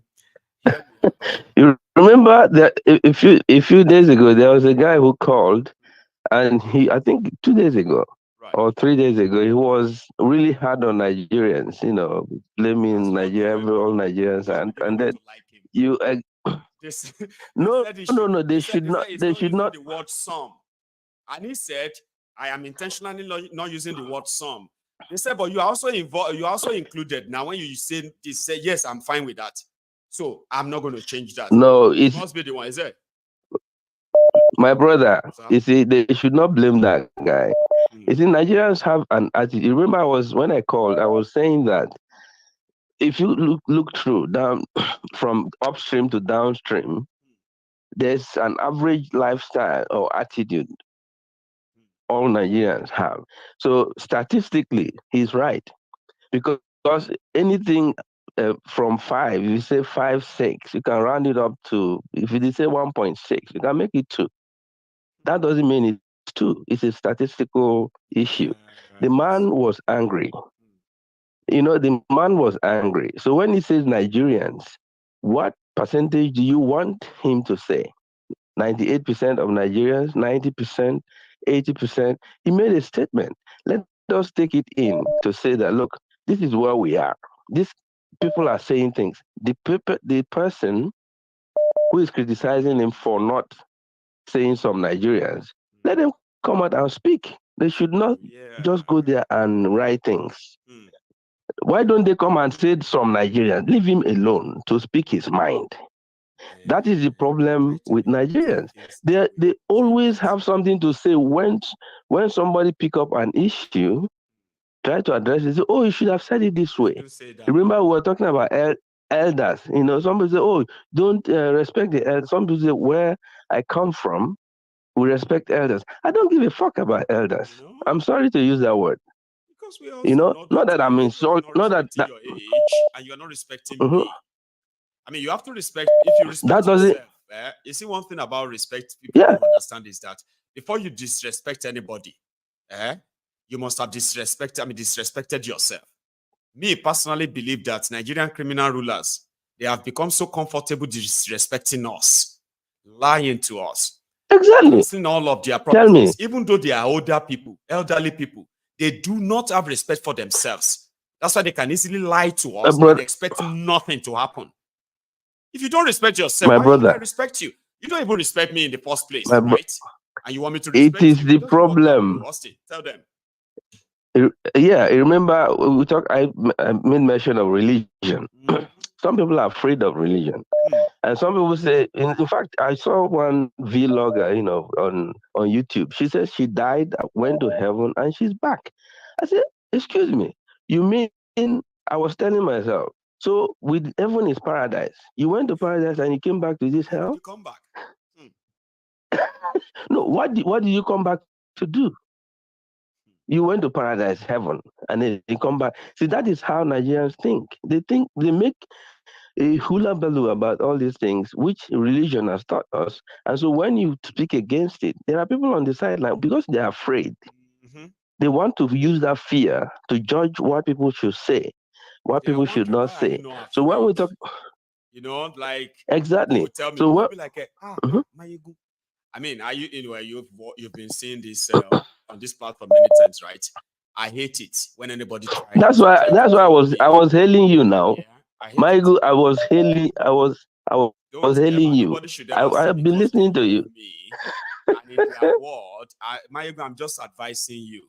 And you are advising me because I said something about religion, and you come to me and you want to tell me that I do not understand things. That when it comes to religion, I should be very careful. You are provoking me Because religion is not meant to be understood. Religion is is to be feared. Sure, you get, is to be mystery. The moment you begin to ask questions about religion, you are blaspheming. You don't ask questions about religion naturally. You should not. Okay? Once they tell you this is by faith, just believe it. Why are you questioning it? Now, I'm not religious, okay? I will question everything. You are religious, you are scared. They've told you what will happen to you. That's fine. I respect that. But the moment you begin to want to use that same religion to manipulate me in governance, in politics, and the rest of that, we will have a problem. Now, you cannot advise me that time anymore. You cannot advise me based on your own fear. They told you something will happen to you if you disrespect your pastors. I don't give a fuck about your pastors. And I want you to understand that. Respect that. Exactly. Do not advise me. Exactly. That's what I tell people. I say, do not advise me. If anything will happen to me, let it happen to me. But why would anyone on the sideline listening to you tell you that, oh, don't speak like that? Now, God gave us brain. He gave Adebayo. Is it Adebayo, Adeboye, or Chris Oyakilome, all those people? He gave us. In fact, there's a video. I don't know if I could find it. I'll send it to you this evening. Somebody sent to me. Some pastor in a church was actually killing the dollar. He said he was making the dollar, praying that the dollar will crash. Now there are people in the church. They were clapping. Continue. I'll play it now. Continue. They were clapping. And who are those people? They're shouting amen. Don't they have brain? Do you know from who I've listened to, sin is not necessarily you kill somebody or you go commit adultery. One of the biggest sin is not doing what you're supposed to do. God gave you brain, you're not using it. You are sinning against God. You're telling God that it was not good. It doesn't have sense to give you brain to think. That he created you, exactly. So you know if you use your brain, you know if you use your anything, you know if you function well. You are still waiting for him to what God has. Exactly. What God has given to you, you are not using it. You go sit down and listen to it. If you see that video, play to them. Let them see. A man in a church. You feel listen to now. A man in a church trying to say I hate some of their sounds, okay? Some of them are copyrighted, and because of that little sound, right? Ask me to pull out pull down the entire 3 hours video and cut it. Don't risk the show. Don't risk the show for that. I just mentioned it because on my screen, right? If it's on my phone, right? So if to say I decided to kind of share that, some people must have seen it too. This is it. I'm sure. Listen.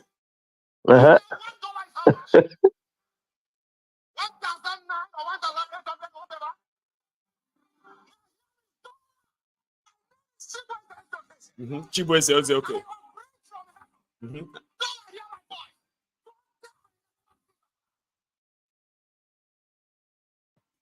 Now be that oh.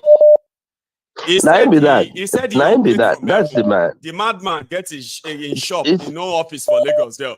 He said, I operate from don't go down now. And educated people shouted amen. People they abuse me on Facebook. Amen. Exactly. Some will say in Jesus' name. People were abusing me on Facebook. They said there's nothing wrong if people are saying amen to a prayer that is specific. It's because they want that to happen. I said, what's the difference? Educated people and religion. Look, seriously, you cannot. That's why that guy, they said, oh, the way he spoke is you should say some Nigerians. No. We live in England. You know, you go to the United States, go to Europe, go to Belgium, Italy, or wherever, and anywhere you see a group of Nigerian community, they behave exactly the same way. That's what he was saying. So he's not going to say out of 10 Nigerians, I will say, oh, you identified that 7 out of those 10 are the bad ones. No, don't criticize him. You say your stuff. Give us your experience. Nigeria has a problem of, one, reading, understanding, interpretation, and then this herd mentality, following people because you have to follow them, not because you believe in them. That comprehension part. Nigerians can read and write, or to comprehend critical thinking. How is it? That's right. No, you see, the point is, even for somebody who has a PhD, look at professors rigging election for these criminals. 8 months before, they were running them. They were running them all over. Now look at Abia State. If not for that woman, that professor, if she had not resisted them, we would not see this guy doing what he's doing. No, they're going to tell Abia and say, if people say Alex Otti will be better. So the PDP or APC guys will say, waiting Alex Otti won't do differently. It's the same. They are all the same. There's nothing he can do differently. But Abian people will never find but it. Now he's doing it differently within the ranks in Abia State. There are people who, because they believe if PDP won, they will get contracts or whatever. They're not happy. They are the ones that are trying to create propaganda around it to say, oh, what is he doing? How much is he spending? This and that. But we're seeing what he's doing. It's the breath of fresh air. I didn't come here now to say, Alex Otti is the best. And this, no. I said I was pointing at something. Prospect, something you can track, something you can trace. We can all look back in a year or two today and say, how far with that thing that we saw in that Abia last time? There is something to track. What can we track in some of these other places other than poverty and the rest of them? What exactly are we saying? Maiyegun, the thing is, this man has created, he's setting a precedent, he's setting a trail. Now you blaze it. Look, within 9 months, Tinubu is still complaining. This is a man who said that he for 30 years he's been preparing to be the president. For 8 years, he was a leader of APC. The ruling party. For 8 years, he was governor of Lagos State. And in between, he was the emperor, the pharaoh of Lagos State, doing everything. And this man, within a month, he doesn't even have a plan. No. And up to 8-9 months, and he's still complaining. I was embarrassed, seeing him in Qatar running around by a museum manager, taking him around. Where is the prime minister or the minister or whatever that he went to visit? Nobody. This guy just left and using our money and everything. So sorry. Let me finish this point. The reason I really call is Falana. That man called Falana. He makes a lot of noise. He is one of the creators of Tinubu. Historically, he made him. He was the one who defended. It was Falana. Yes. Who put all of the ploy and everything to get Tinubu out of that. And I think he's doing his job. He's a lawyer. What do you expect? He's only doing No. You cannot do a job. Would you, if they pay you £50 an hour and then they go carry shit, would you? If you don't like to carry shit, you won't. But Nigerians will, he's doing this job. Exactly. So the point is that Falana did not do his job. These are the kind of older people that I don't respect. It wasn't even like Falana even saved him. Let me tell you the thing. Every time we talk about this Falana, it's not like Falana was a genius that saved Tinubu and make sure all evidence against him were dropped. Falana relied on a corrupt system in Nigeria that says if you accuse somebody, you must be the one to bring proof that that person did that thing. While they were doing that, Falana advised them, the State Assembly and the rest of them, to clear Tinubu. Falana now went to court with that clearance and say, number one, Tinubu cannot stand trial. He has immunity. Number two, State Assembly don't clear himself. So what is all this for? Go and wait for the next election. That was how Tinubu got out of it. Exactly. If you don't have an axle, here we are today. If you don't have an axle, you will not have wheels. No. He became the axle that carried the wheel that carried Tinubu to Aso Rock today. Yes. And then if you put it down the other way, look at Atiku. This Atiku, where is he? Is he in Dubai now? Is he in Nigeria? He's quiet. No idea. It's part of those. He's part of the person who destroyed the speaker. The first speaker of the House of Representatives in 1999. We go forging certificate as well, and they removed him. Salisu. It didn't take long before. Yes, I remember. That would have been the story of Tinubu. He forged certificate. He got exposed. He was about to be arrested. He quickly resigned, and you never hear about him again. Did you ever hear about Salisu Buhari again? That would have been if the Falana... Yeah, he just went away. And then the annoyance is that, Tinubu, I don't know him.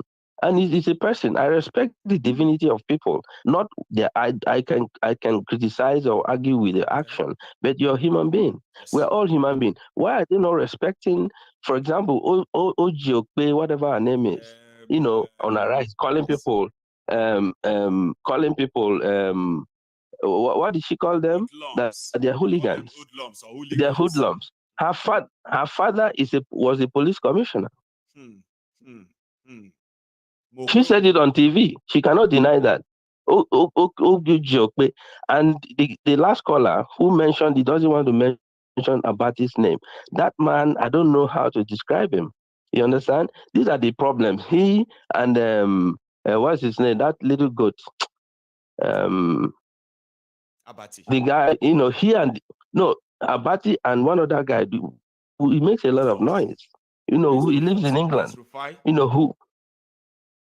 When they were a media team for Jonathan, you know that when this APC used them to rub the floor. Is that the Reno Mokri? Right. They make a lot of noise. And look at Daniel Buala. So when you see all these people speaking from both sides of their mouth, then the problem, moral or anything at yeah, all. They can only operate in a country. Yeah, like Nigeria. the problem you've been addressing that Nigeria should break. I stand with that because you cannot get it.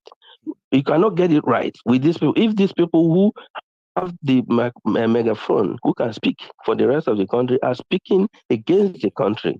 Abati speaks again. He accused Obi. Obi was seeking attention when Obi asked Tinubu to come and defend himself. How can you do that? But anyway, okay. Austin. No, it's okay. I'm sorry. I took your time. No, Thank you for the time. I have to stop you. If not, you may not even notice, and then we just be like that, I don't. Thank you so much. I apologize to. I apologize to everybody. I took it too far. You have Thank a lot you. to share with us, and I'm going to probably be looking forward to that next time too. Okay, we'll not leave everything to with love. So much, Baba. With love. God bless you. Thank you. Austin there from England. Done, okay? To everybody who has been part of this tonight, thanks so much. I'm going to see you some other time. There's no point in saying much again. We've had a very, very, very busy night, you would say. And I'm glad that a lot of you indeed stopped by and participated. You made it whole. I will see you some other time. You all have a wonderful evening. Good night.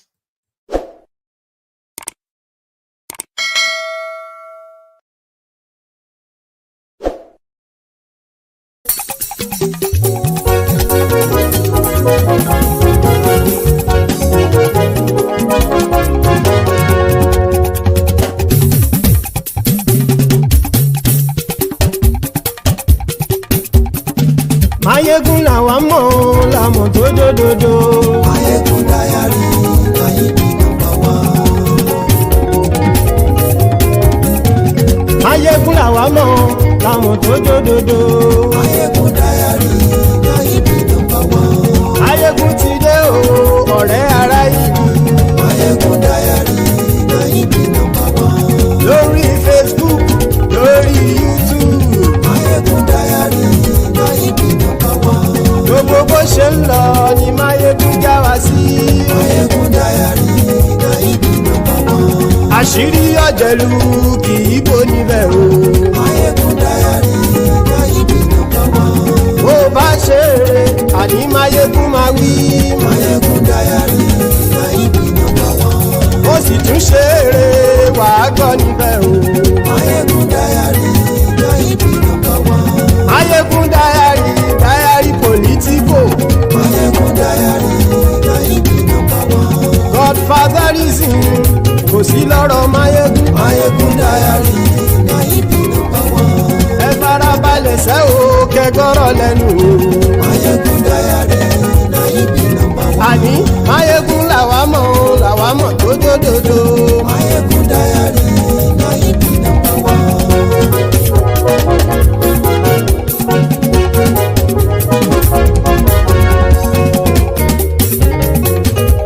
ẹ̀sùn ràkì. Maiyegun ti dé. Maiyegun ti dé. Ọ̀jẹ̀lú ẹ̀sùn ràkì. Maiyegun ti dé. Àní ẹ̀sùn ràkì. Maiyegun ti dé. Lórí Facebook. Maiyegun ti dé. Àní ẹ̀sùn ràkì. Maiyegun ti dé. Lórí YouTube. Maiyegun ti dé. Àní ẹ̀sùn ràkì. Maiyegun ti dé. Bọ́ bàbá gbé wúrẹ́. Maiyegun máa wí. Àní ẹ̀sùn ràkì. Maiyegun ti dé. Ijó ìgbádìyẹ. Maiyegun máa wí. Àní ẹ̀sùn ràkì. Maiyegun ti dé. Bí pẹ̀sìdó bá rúfin o. Maiyegun máa wí. Àní ẹ̀sùn ràkì. Maiyegun ti dé. Bí gómìnà kówó jẹ. Maiyegun máa wí. Àní ẹ̀sùn ràkì. Maiyegun ti dé. Ọlọ́pàá tí ń gba rìbá. Maiyegun máa wí. Àní ẹ̀sùn ràkì. Maiyegun ti dé. Aṣòfin tí ń rúfin o. Maiyegun máa wí. Àní ẹ̀sùn ràkì. Maiyegun ti dé. Òpùrọ́ olóṣèlú. Maiyegun máa wí. Àní ẹ̀sùn ràkì. Maiyegun ti dé. Ọ̀jẹ̀lú ẹ̀sùn ràkì. Maiyegun ti dé. Àní ẹ̀sùn ràkì. Maiyegun ti dé.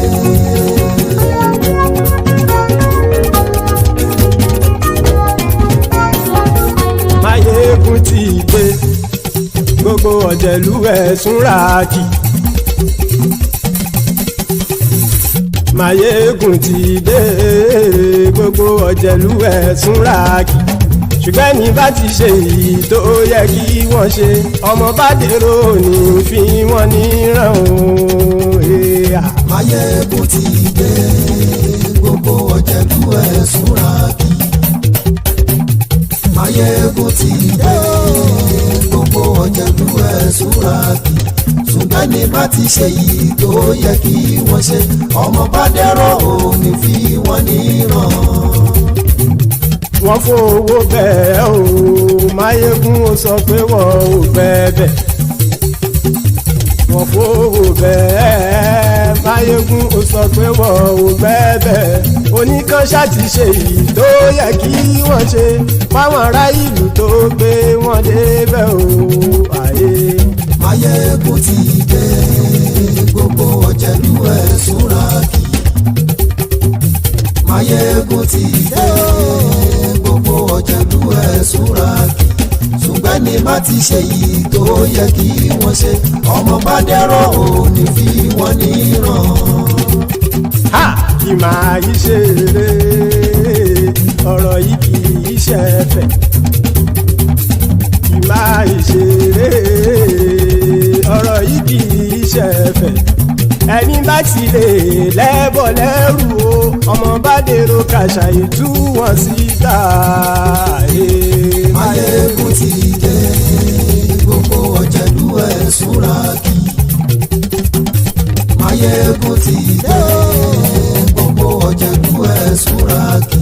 Ṣùgbọ́n ní bá ti ṣe yìí tó yẹ kí wọ́n ṣe, ọmọ bá dẹ́rọ̀ ò ní fi wọ́n níran.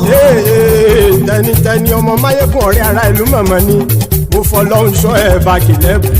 Lóòótọ́ olódodo ìlú ọ̀tá ìlú mọ̀mọ́ ni ìwọ ṣá máa ń ṣọ́ra kò sì mọ́ bẹ̀rù. Bọ́tà ń lè rí bóníṣègùn lé káwọn mọ̀mọ́ fi ṣera wọn ni ó ti dẹrùn tí wọn ò gbọ́dọ̀ sì mọ́ bẹ̀. Èèpo ọ̀gọ̀ lọmọ bá dérò tàjẹ́ ò gbọ́dọ̀ jẹ́, ó ti jọba lórí àbínú ẹni kò sì mọ́ bùyà. Àìsíwọ́lu ní ẹnìkẹ́ ìgbódì ẹyin lábàrá o, ó kó ẹni tó bá dán wò á kàmù. Maiyegun ti dé. Gbogbo ọ̀jẹ̀lú ẹ̀sùn ràkì. Maiyegun ti dé. Gbogbo ọ̀jẹ̀lú ẹ̀sùn ràkì o. Ẹni bá ti ṣe yìí tó yẹ kí wọ́n ṣe, ọmọ bá dèrò òní fi wọ́n níran o. Maiyegun ti dé. Gbogbo ọ̀jẹ̀lú ẹ̀sùn ràkì. Maiyegun ti dé. Gbogbo ọ̀jẹ̀lú ẹ̀sùn ràkì. Ṣùgbọ́n ní bá ti ṣe yìí tó yẹ kí wọ́n ṣe, ọmọ bá dẹ́rọ̀ ò ní fi wọ́n níran.